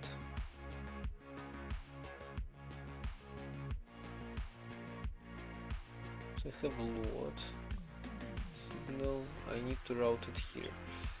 Now this is gonna be switched off. Those are gonna be switched off when this is disabled. So only switched on when this is enabled, right? Okay, this should be it. This is insane. Okay, so this is 0, this loaded. Cast is now 1.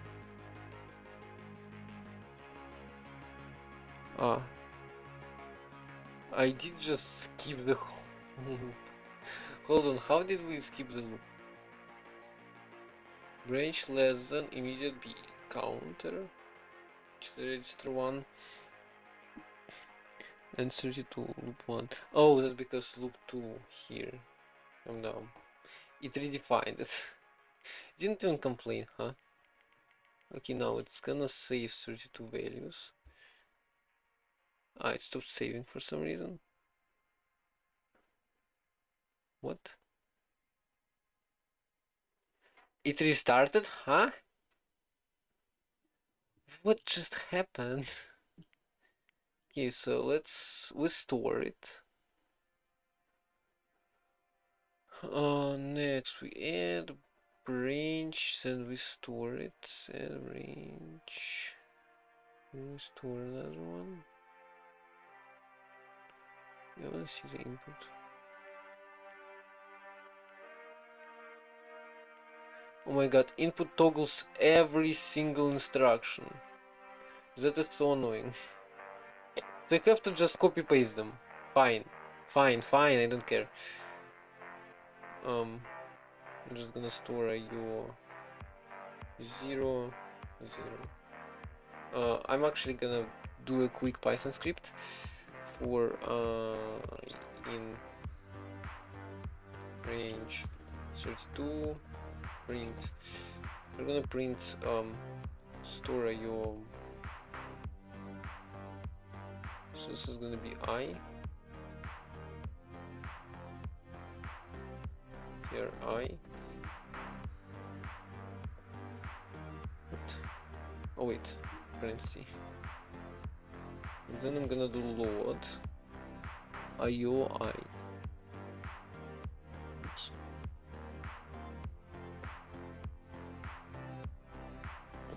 Macros, yay. So I'm just gonna copy that. Some kind of error here, obviously, because okay. Now that's 252 bytes. You're kidding me.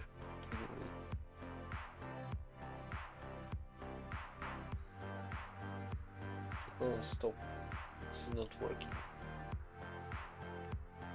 Step 251 to 16. Oh no, I know why.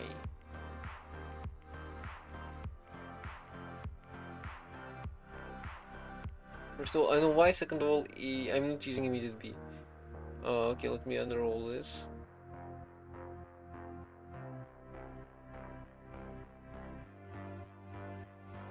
And let me fix the problem. We have this on here. I need to disable input when it's not selected. I mean, I could do equality with math. Equality. And I could do a value. So when this is equal to 7.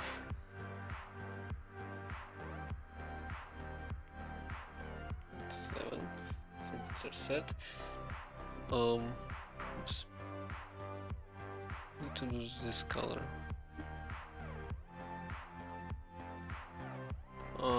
Then this is enabled, right? All right, now this should actually work.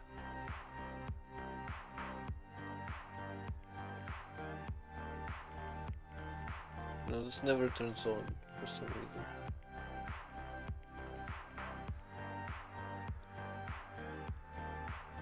Because this for some reason never goes 7. Well, this is 7 and this is 0 as well.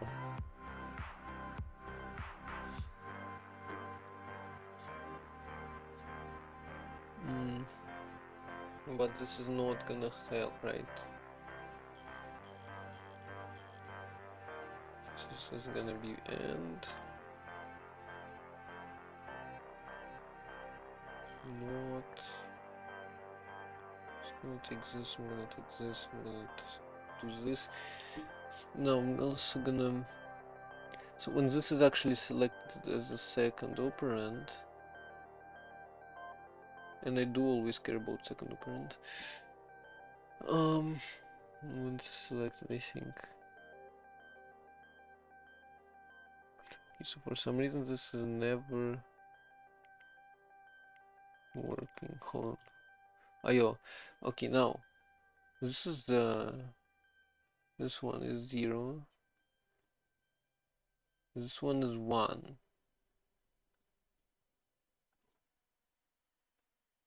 Should be 7, but it is 1. Oh, wait, A is 7. I need an OR.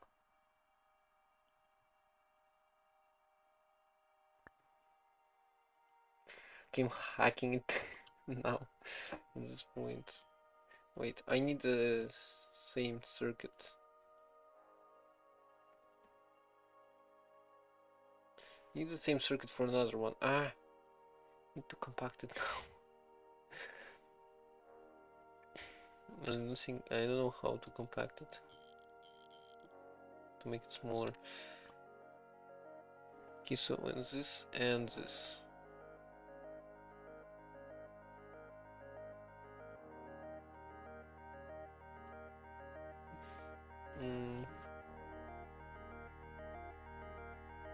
First of all, I need to somehow make it. It's fine. Now this is connected. This should be connected. And this should be connected, right? This should be connected. Wait. Yeah, this is equal to 7. Wait, this shouldn't be connected. Or this is equal to 7.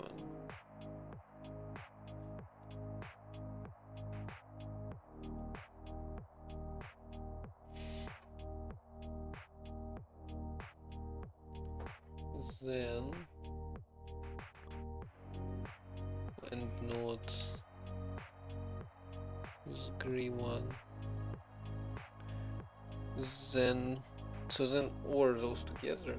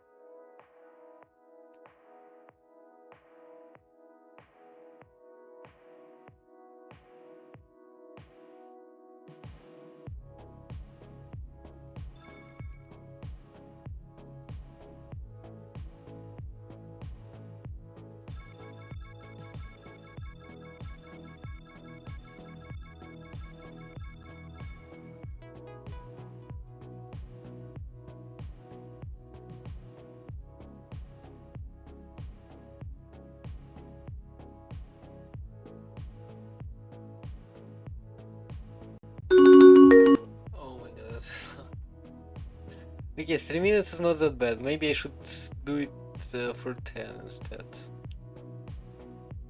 I mean, it is a bit insane, but maybe I should change it to 10. 2 years. Share your thoughts in chat. At the same time, like, if you spam it, I'm just gonna be speechless. Because I think you have, I think it is, like, spammable. I think it doesn't have any cooldown. You can just silence me for the entirety of the stream. This is the things. 15k. Still have 15k. Right. Only 15k? That's not much. Why do you have not so much, so not much points?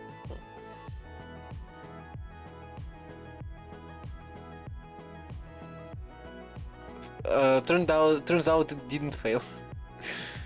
I wanna see the 10 meme. I'll always ban. Yeah, I don't have any cooldown, so I'm not gonna change it to 10. Maybe I should change it to 5 as a compromise. Also, what is a PowerPoint? PowerPoint presentation about like V8? What? That is funny. Anyway, we've completed the challenge, so many bugs, but now we've got Stack and the lab. Hold on, what is the lab? I know what the lab is. Oh, delicious sword, by the way. So I actually know what the lab is. So when I was away, I booted here just to show what the game is, that the game is cool. I haven't completed any levels and haven't even looked into those levels, but I have went into Sandbox, and in Sandbox you can basically just create architectures. This is basically like a component factory, but sandbox for architectures. And the lab, is where you can test it. If I do level log, actually let's just go to the play campaign and the lab here. Oops. So yeah, the lab, level log. Welcome to the lab. Like the component factory, this is not a normal level, but a tool. Programming on buggy hardware is very frustrating. It's painful suddenly be forced to reason about circuits when you are in the middle of solving programming problem. It is tempting to apply a quick fix so you can get back to solving the original problem. Oops. I did just delete this. But now this quick fix broke something else in the program that used to work and so on.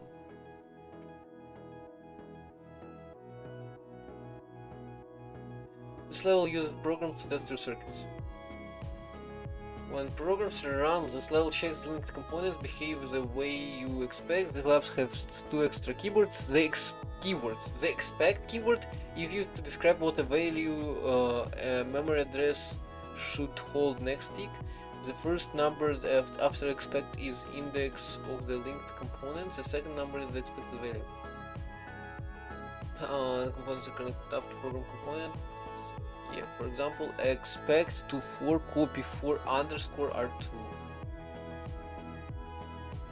Yeah. This line says that we expect the second linked component to hold the value 4 after the next tick. Yeah.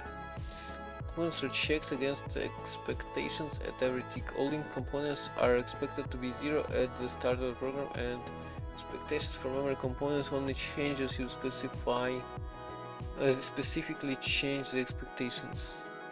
The one exception are counters. These are naturally expected to increment each tick.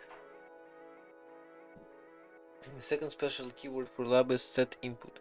With this you can control the input of your computer. You can at any time also re-import example tests by clicking below. So now I have completed leg. I have unlocked all the 16, 32 and 64-bit components that you have in the sandbox. Oh my god, 64-bit maker, 64-bit constant, that's so fat. Git score, delay score. Wait, what is this? Oh, 0, 0. Oh my god. Delay line. 64-bit delay line. I don't have this for 8 bits. Oh, actually I do, I didn't know. A counter, a register, a multiplexer. Do we rebuild x86 here? I mean, no, obviously no, but still. So I can run a test. I can see a test. Expect 01. I mean, copy or actually add in A in B is 01 0 here. It runs. Okay. I'm not gonna test it, but still, the lab is kinda cool.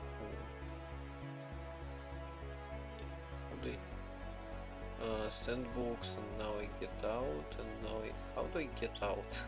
Oh, level 3 here. Now, we just have one path of completion, which is functions, and hold on.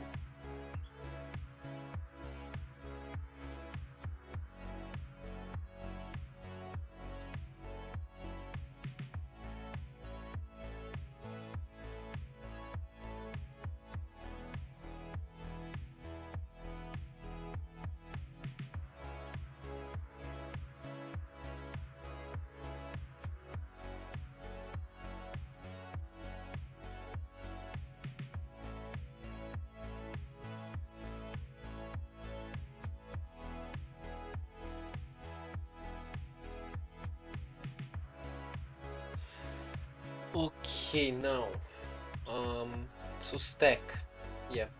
In order to cut spending, it has been decided to change the queuing system at public offices so that fewer people will go. Instead of first come first served, we are implementing the last come first served policy. Think of it like a stack of numbered sleeps where citizens either put a sleep on top, called push, or bureaucrats take the one off the top of the stack called pop. We want you to implement this new system. Am I implementing it in hardware? Okay, fine. Each tick the input will either... Hold on, will I have a hardware stack? That's insane. Either push or pop. If push, store the value on top of the stack. When it's pop, remove the value on top of the stack. And output it. The output has an enable pin enabled only on pop. I have to... What? Okay. I just... Okay. It's fine.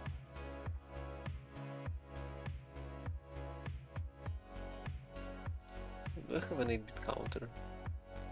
How much do I have to use? How much do I have to have? There's a counter. This is the counter.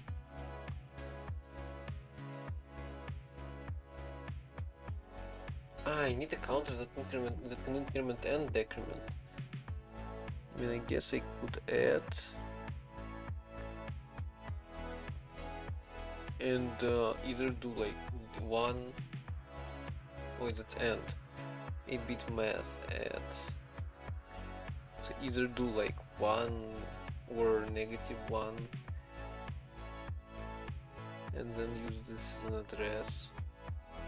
Also, I should switch back to this.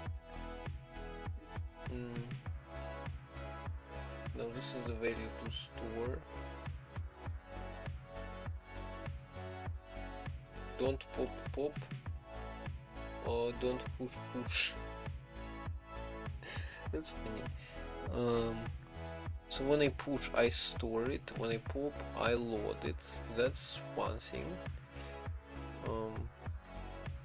Then also, yeah. Then also when I store it, I do one constant. When I load it, I do another. Here. So -1.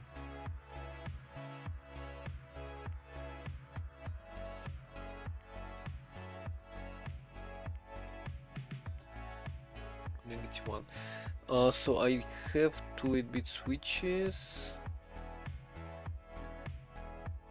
Let me just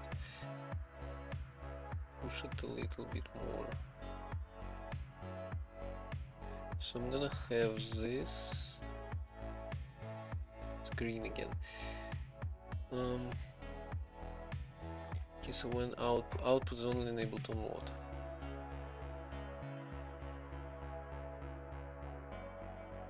The value and the address. So the address is the question. Is in the question. So I'm gonna have an 8-bit delay line. I don't have 8-bit delay line. I only have an 8-bit register. And a counter. I mean, I can do a counter, I guess, then. And just hard code it to add -1. So to subtract 1.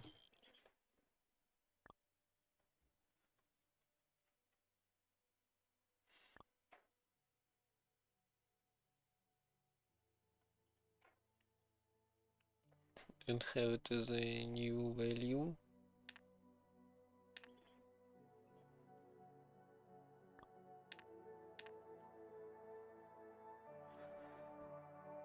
Okay, so for the address, I'm gonna have a counter. This is gonna increment every tick. Actually, oh wait, counter is incrementing every tick. Hold on, I can't even use the counter.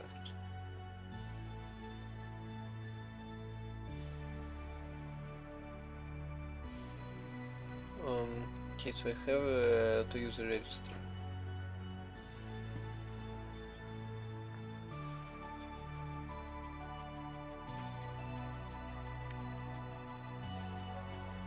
So let's save.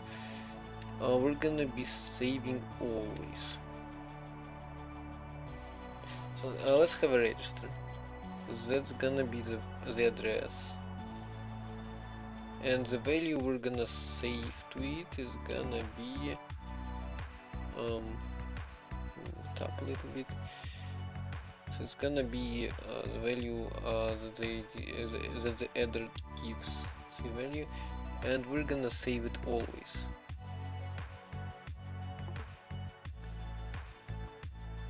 Then what's the value? Also, we're always gonna load it as well. Now, what's the value that we're gonna add? We'll do 2 8 switches. I'm kinda amazed by the fact that they fit.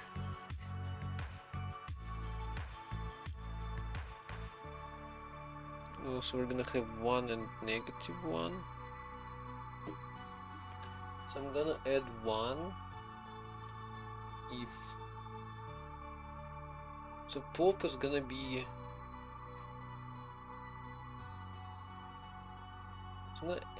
on push. This is push, right?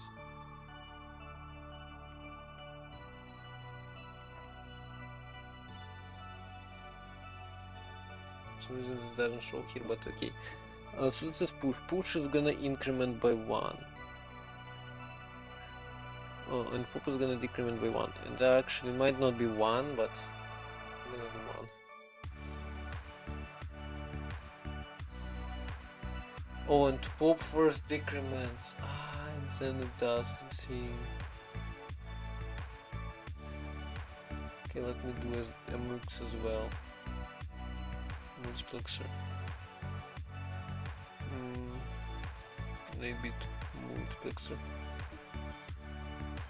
I might be overcomplicating it a little bit, but you know. So the adder output. Oops. So either I either take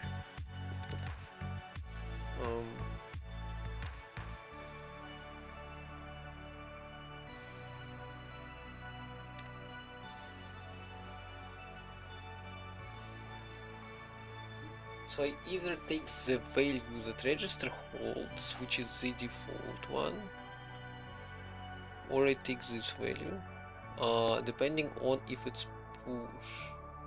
Oh, if it's pop. So pop will enable this, and then this is the address. Wait, I can't do this.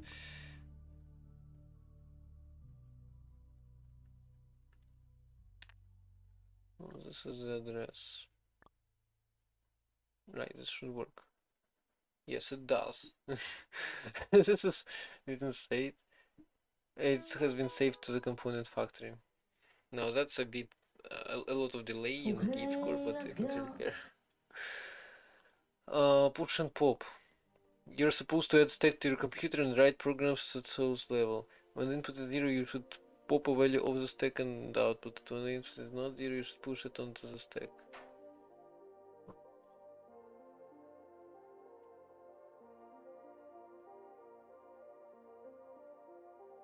Okay. Can I actually implement it via RAM?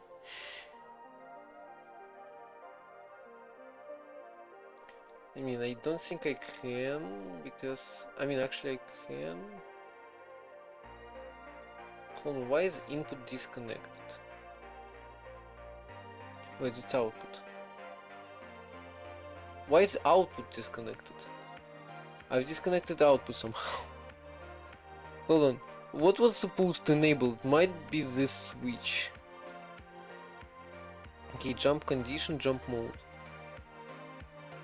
Oh, what? What's happening here? So jump mode, if jump mode is off, oh, it should be enabled.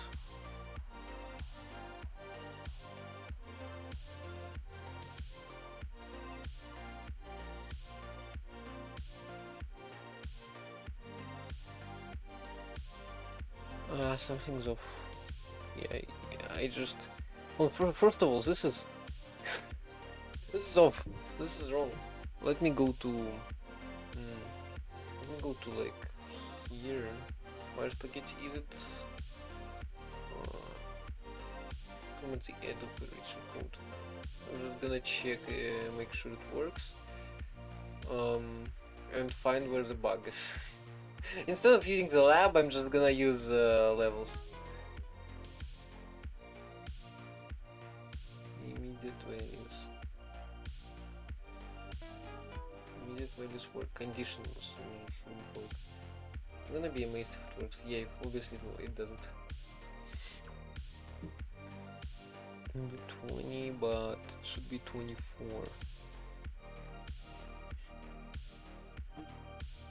Just one jump to 24. So jump condition. Oh wait, jump condition should enable program counter to take the value.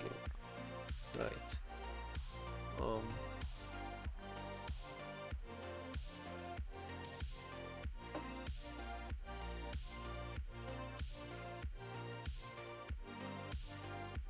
Okay.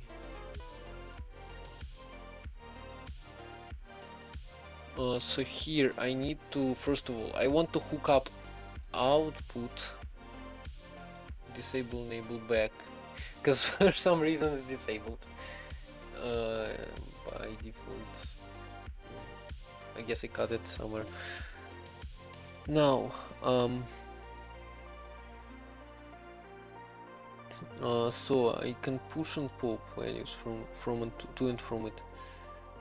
So let me do stack. So I'm gonna do underscore being 0. I'm gonna do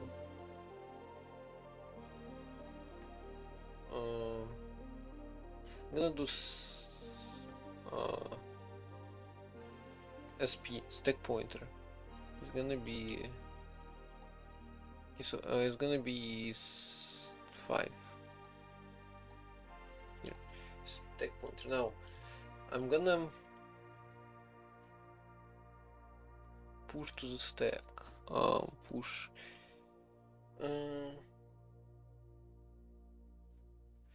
Can I rename the register?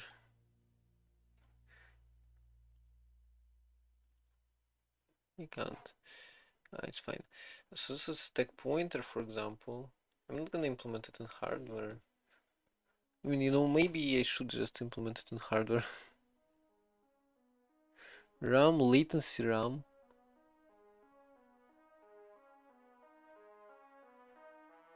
Lowers delay by having save and load, takes several ticks to complete. That's insane. Fast RAM. Fast but high gate memory cost. ROM. Outside the sandbox. Dual load. I'm just. They're actually like wanting me to build something that has cache. And 8-bit 7-second displays and console. Character display. File loader and keyboard. Yeah, it's spoilers, but still. HDD.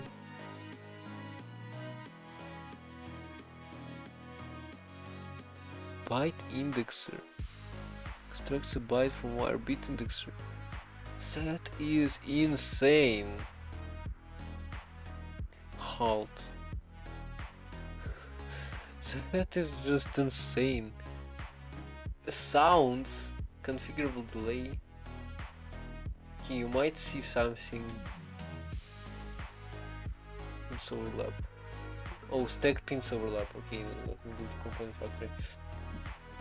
Okay, I might. Oops. I might do something interesting later on with it. How do I? Huge schematics. Stack. I need stack.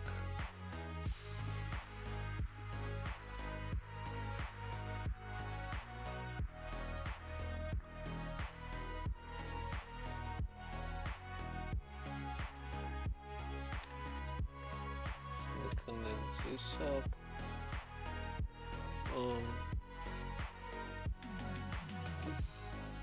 Okay, let me get out of this. Back into level D and then go here. Hardware stack is kinda cool. No. Custom stack. It is broken again, but it's fine. Okay, so what instructions do we have? Push and pop. Just like store and load. But then push and pop.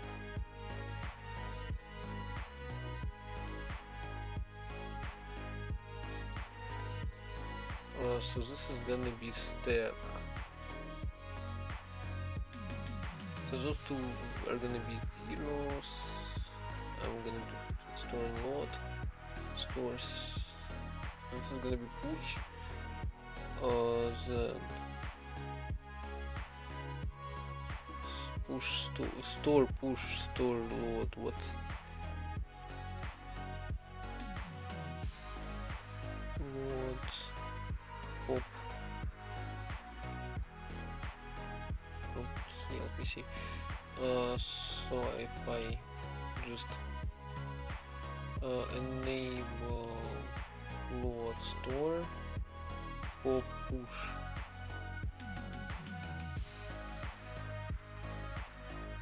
Okay, so when this bit is enabled, so I need to check for this bit. Here. This bit will switch RAM for stack. I'm still gonna continue in yellow. But this is really dense. I'm gonna do a custom computer at some point though.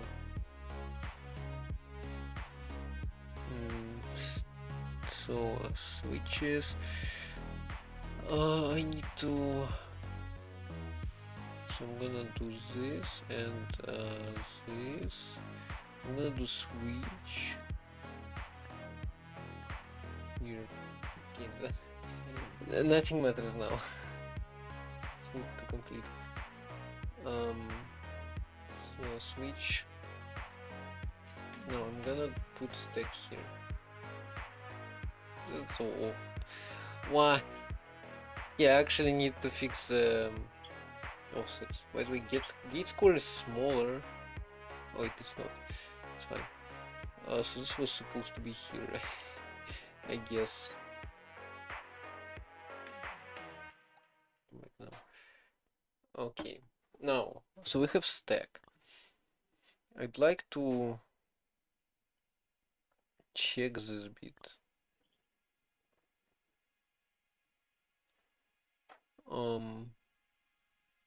So I'm gonna have two switches here and oops. I'm just gonna move this down a little. Here and here. Ah, who cares? So one is for this, one is for this. So this one is this basically.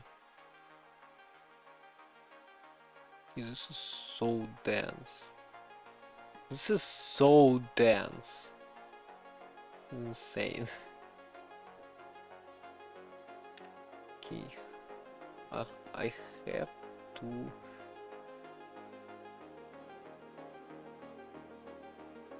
So I shared the clip at some point. I don't know when this happened, but I did it. I shared some clip somehow, and I got a pillway. Okay, so I can move this by one. Oops. Then I'm gonna reroute those. Then I'm gonna move this. Oops.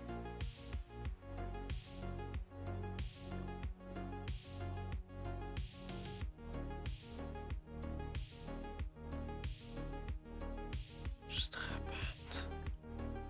Have to be here.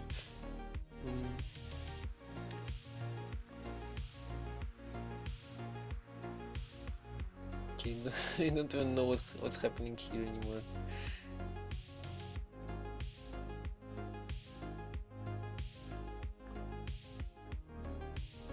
So this is the top one, and then this is gonna be the bottom one. No, those two will be enabled to buy this bit. And this bit as well. Actually, I mean, do I really have to end them? I mean, I will. Because why not? So I'm gonna do this. I'm gonna remove this, and I'm gonna put a switch somewhere. I don't know where. Don't know exactly. But somewhere there's gonna be a switch. Here, now this, and this should theoretically store in load as long as I connect this here and value. I need a value. Sure. It's just so bad. I mean, I could have implemented it using RAM, but still. I wonder if there's an achievement for that. There might be. Now. I need stack. I need to push pop stuff.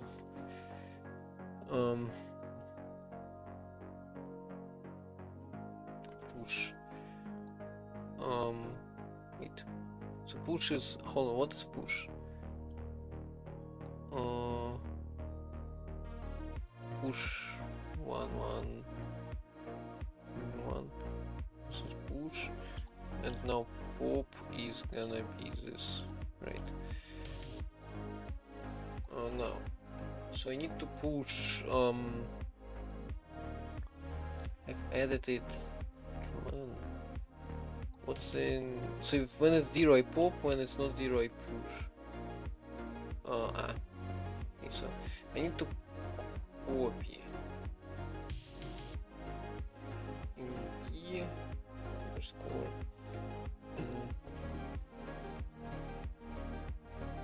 So I need to copy immediate value.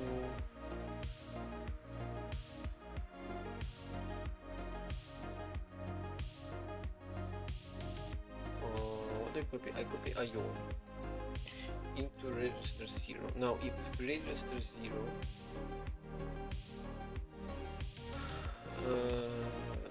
branch equal immediate beam.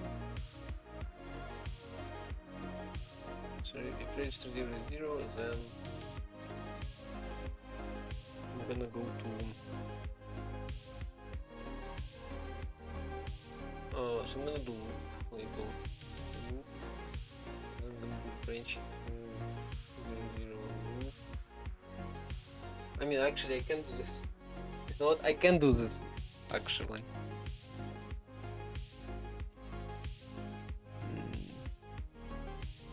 So I'm gonna do lpop, label lpop, So when I pop,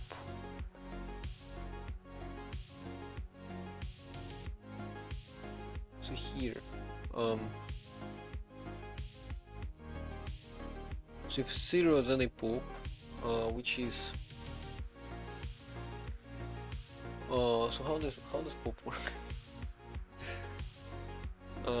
I pop, register I doesn't matter, or register B doesn't matter. Where do I store it? I think it's out. Yeah, I think it's output where I store it.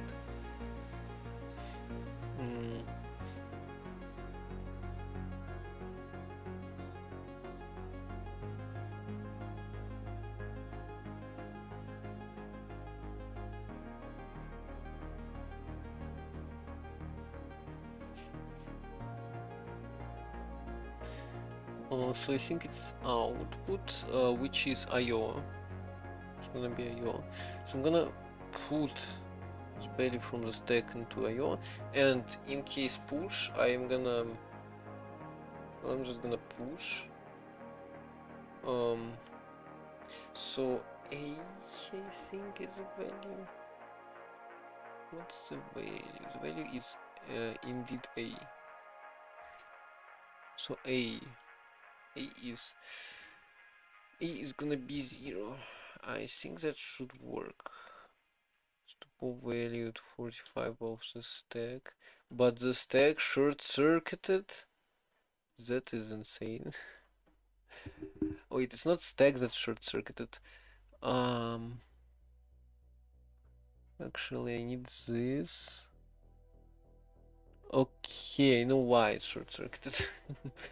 But it's gonna be a bit difficult to fix, so I need another switch. I mean, it's not that difficult actually. It is just gonna be insane. The wiring for this. So I do this and then I do this, I think. Wait, no. I do this and then I also do... Which one? Either this one, which is 16th. No, I do it here.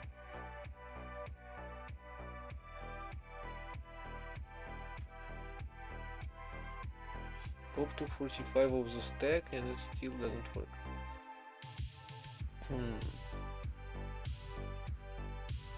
Both of them are active. This one is switched on, which means this one is switched off, which means this one is 0. Is it fighting with memory? I think it's fighting with memory. The memory is loading and this is loading. Okay, so this should be flipped. Yeah, I need a NOT gate.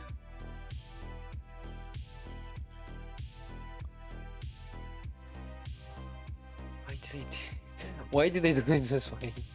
Oops, I did just erase a little bit too much. But I need a NOT.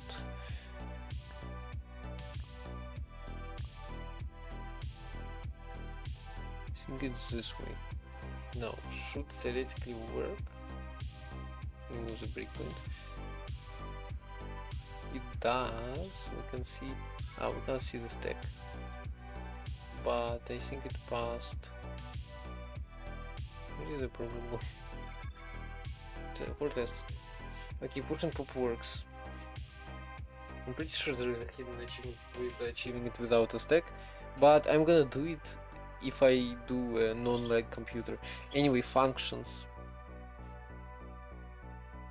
Sometimes it's useful to reuse a section of code. We call those sections functions. To implement this reuse, one can jump to the beginning of the function and jump back again at the end of the function. We call jumping to the function calling the function and jumping back returning from the function, but for this section of code actually to be reusable, the return jump will have to be able to return to different locations depending on where we call the function from. We could save the counter value to the register before jumping to the function, and then use this value when returning.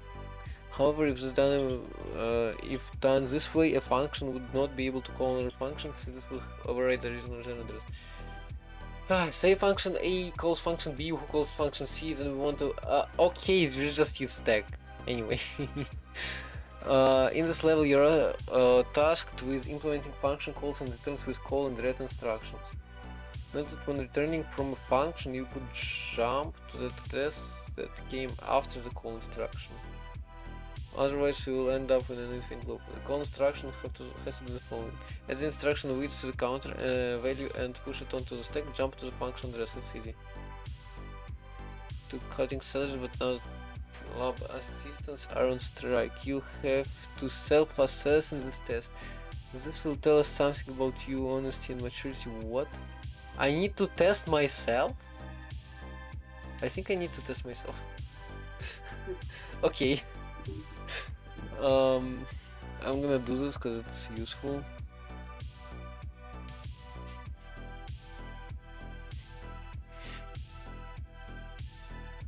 Okay, so add.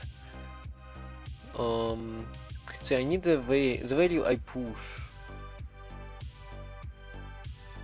Okay, how am I supposed to add so many instructions? I'm just gonna keep hard coding it.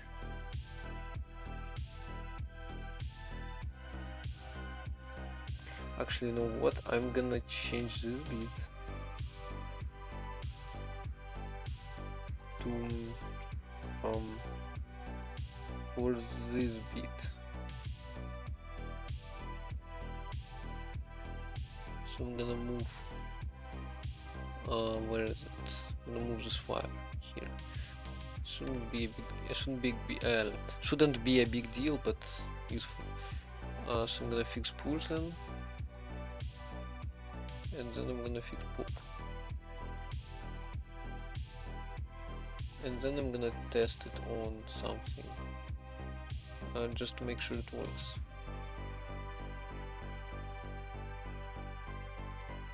And I think it does.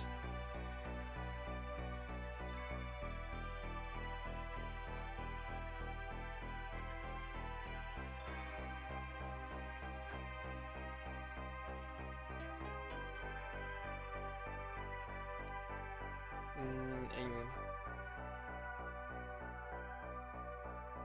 So in order to add calls and stuff,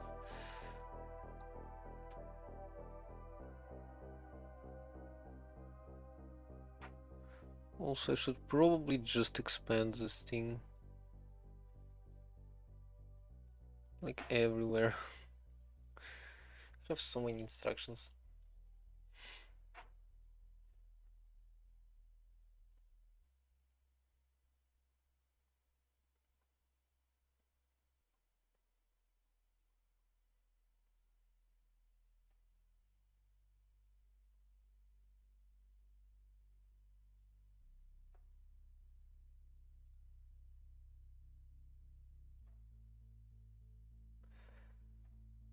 Okay, so yeah, let's add. So I'm gonna duplicate push. Let enable this bit so it's a call, and I'm gonna duplicate pop. Enable this bit and call it red. Then we do interrupts, and then we run an operating system with that. Wait. Anyway. So value should be program counter. Okay, so I add 4 to program counter if this bit is set, and then use it as a value, and I mean red is just that as well. So you know what, I actually remove red. I'm gonna remove red.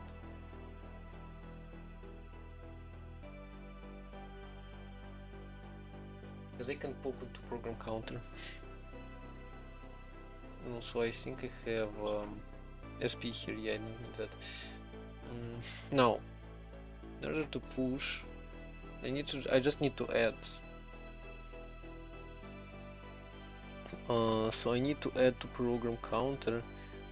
I mean, I can just plug it in here, I guess. And yeah, check for bit config. This is insanely hacky. So I'm gonna check for those 3 bits being set with a triple end.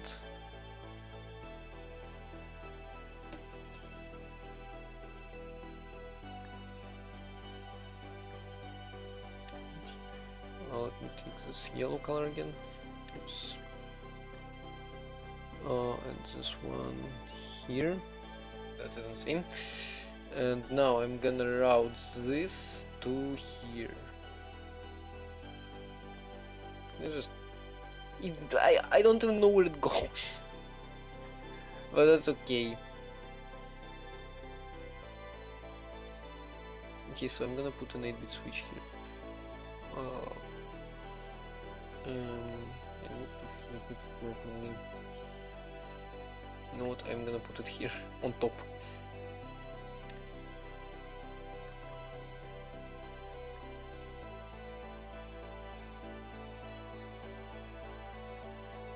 And then I'm just gonna do that, and then I'm just gonna take a value.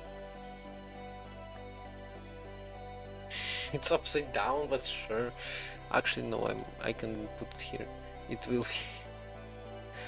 Okay, so I'm gonna add 1, 2, 3, 4, 4. I need to add 4 here. To it. So just in this case, I'm just gonna.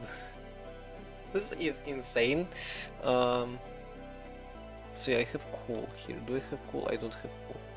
I have push. I'm just gonna do call, which is this. So yeah, call. I'm gonna store program counter. This is A. This is what I use, and then I don't care about those. Oh, call should also jump. It should also. It should. I can't speak. It should also. Set program counter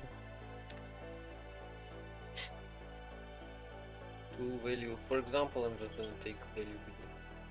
I mean, not for example. I am just gonna take the value B. I'm even gonna allow it to be a register.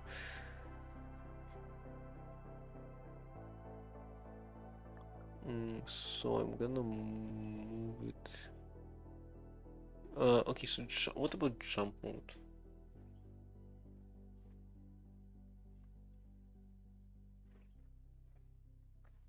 Okay, so I'm just gonna... What's the output bus gonna be doing during a push?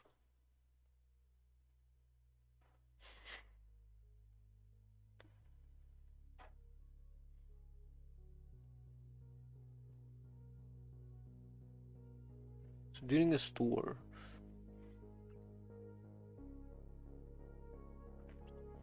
I think I don't actually care about this one. Yeah, I have enabled. Okay, I'm enabling this signal, which is I think this.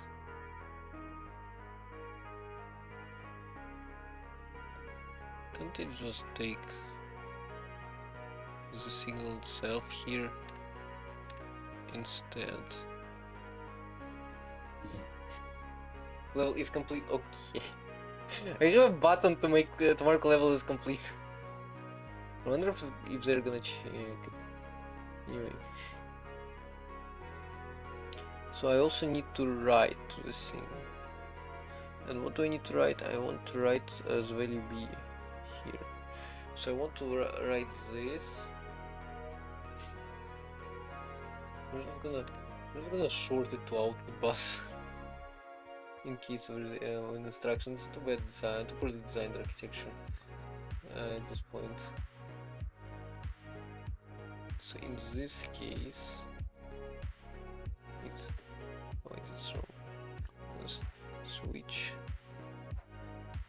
Also, this was supposed to be an 8-bit switch.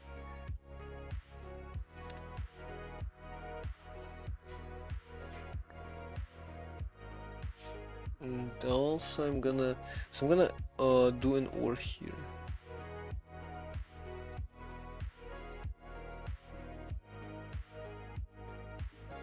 I'm gonna OR white with. By the way, not gate does not gate have a gate score 1, they'll have to. Yeah, not gate. No, they're all same. They're all same. Anyway, so all of those. So I'm just gonna enable jump mode and jump condition, right? Okay, I could just do that.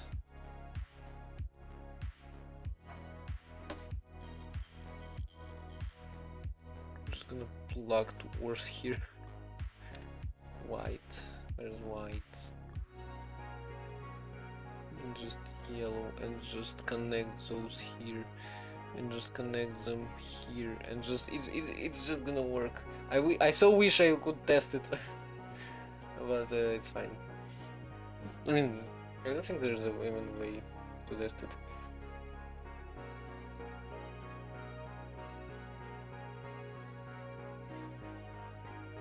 So I can pop. What does pop take? I mean, where does pop store? Pop stores in the result, right? So I'm gonna do PC here. It's program counter, and I'm gonna call function. I'm gonna add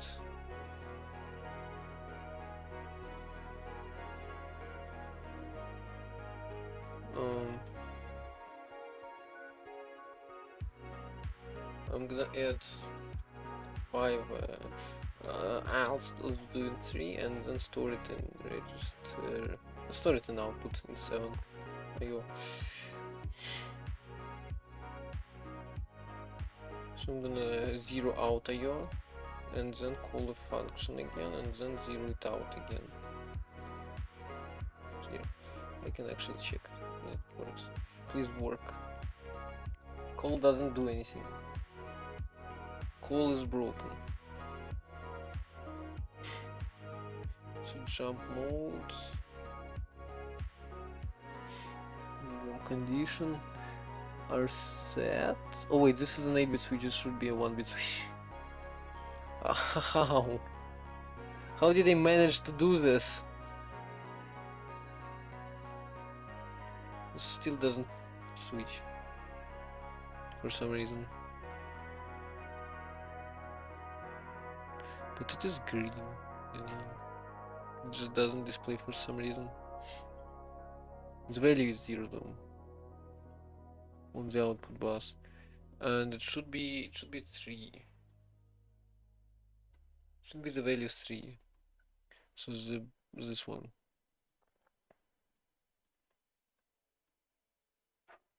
Where does 0 come from? I think it doesn't even come from anywhere.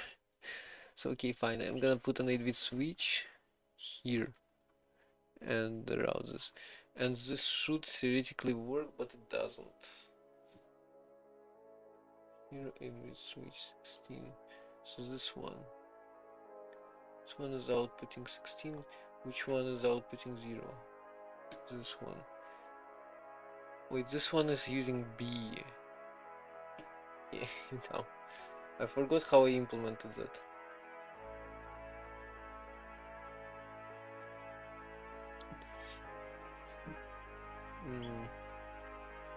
It's different, but I guess I don't care. So call function is gonna go here instead, and wait, I am too lazy. You know what, I'm too lazy. Instead of B, I'm just gonna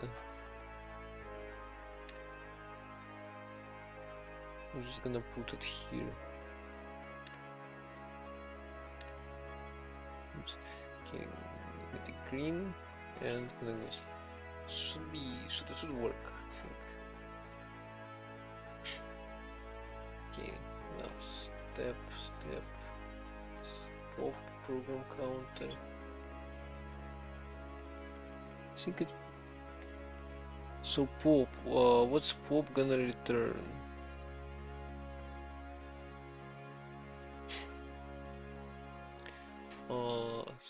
is stack pop.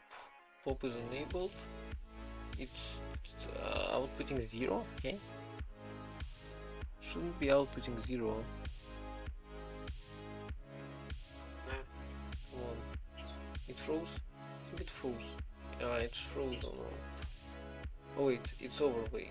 It's my overlay. I just focused on my overlay. Anyway. So does it output does it push the correct address?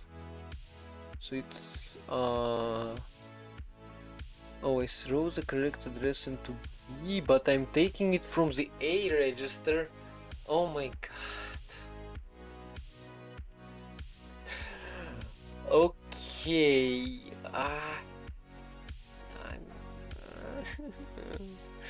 Okay, it's fine. It's fine. It's fine. It's fine. It's fine.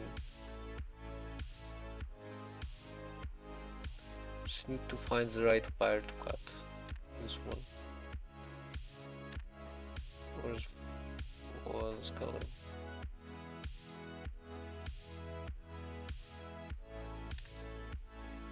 Now this goes here, and this goes here. See, this is insane.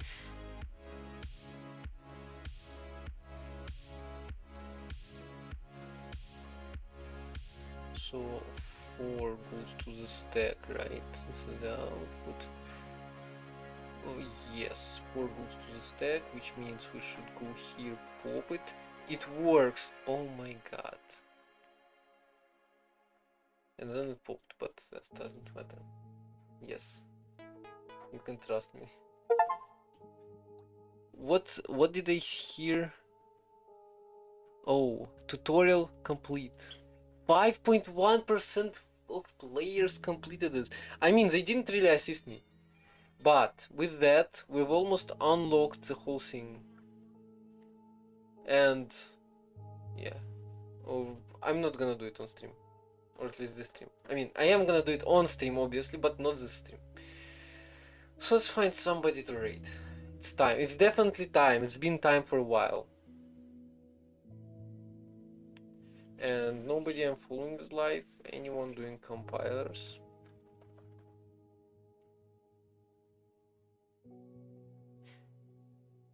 No. Anybody doing, I don't know, kernel? No. Anybody wanna raid? Guys? Just playing Minecraft. It's just chatting. Why don't I have same category here? Maybe it's... Oh, I forgot to check that. But I'm pretty sure nobody. Just playing Turing complete. Turing... Didn't even consider. Turing complete. Nobody. Dream? You guys are way too kind. Thank you, thank you, thank you. Okay. Too much latency. Okay, yeah. Compiler kernel. I think I have kernel tech, including compiler tech, but okay, it's fine. Okay, I don't know who to raid. Software and game dev.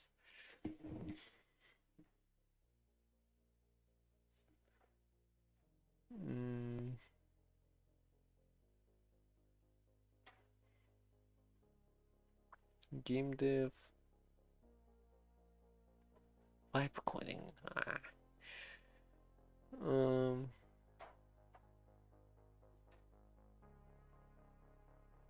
First stream making some. First stream and you have 4 viewers, huh?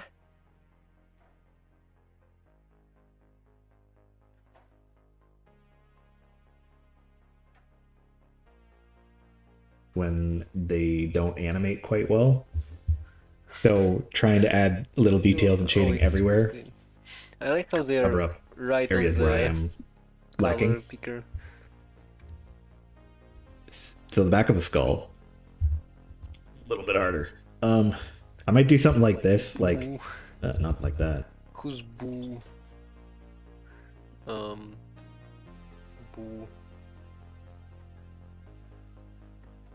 More O's. How many O? This? I feel like no. Hold on. Just gonna copy.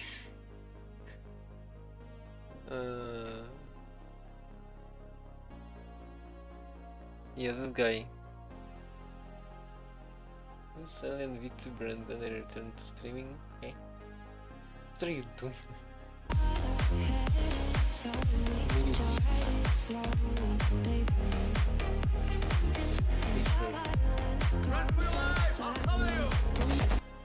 Sure. I'm gonna do whatever. As always. Anyway.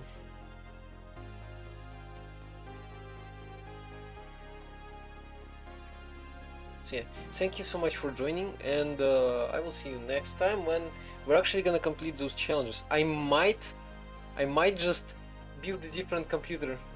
Okay, I might just do a different computer in between here. Anyway, I'll see you next time. Bye.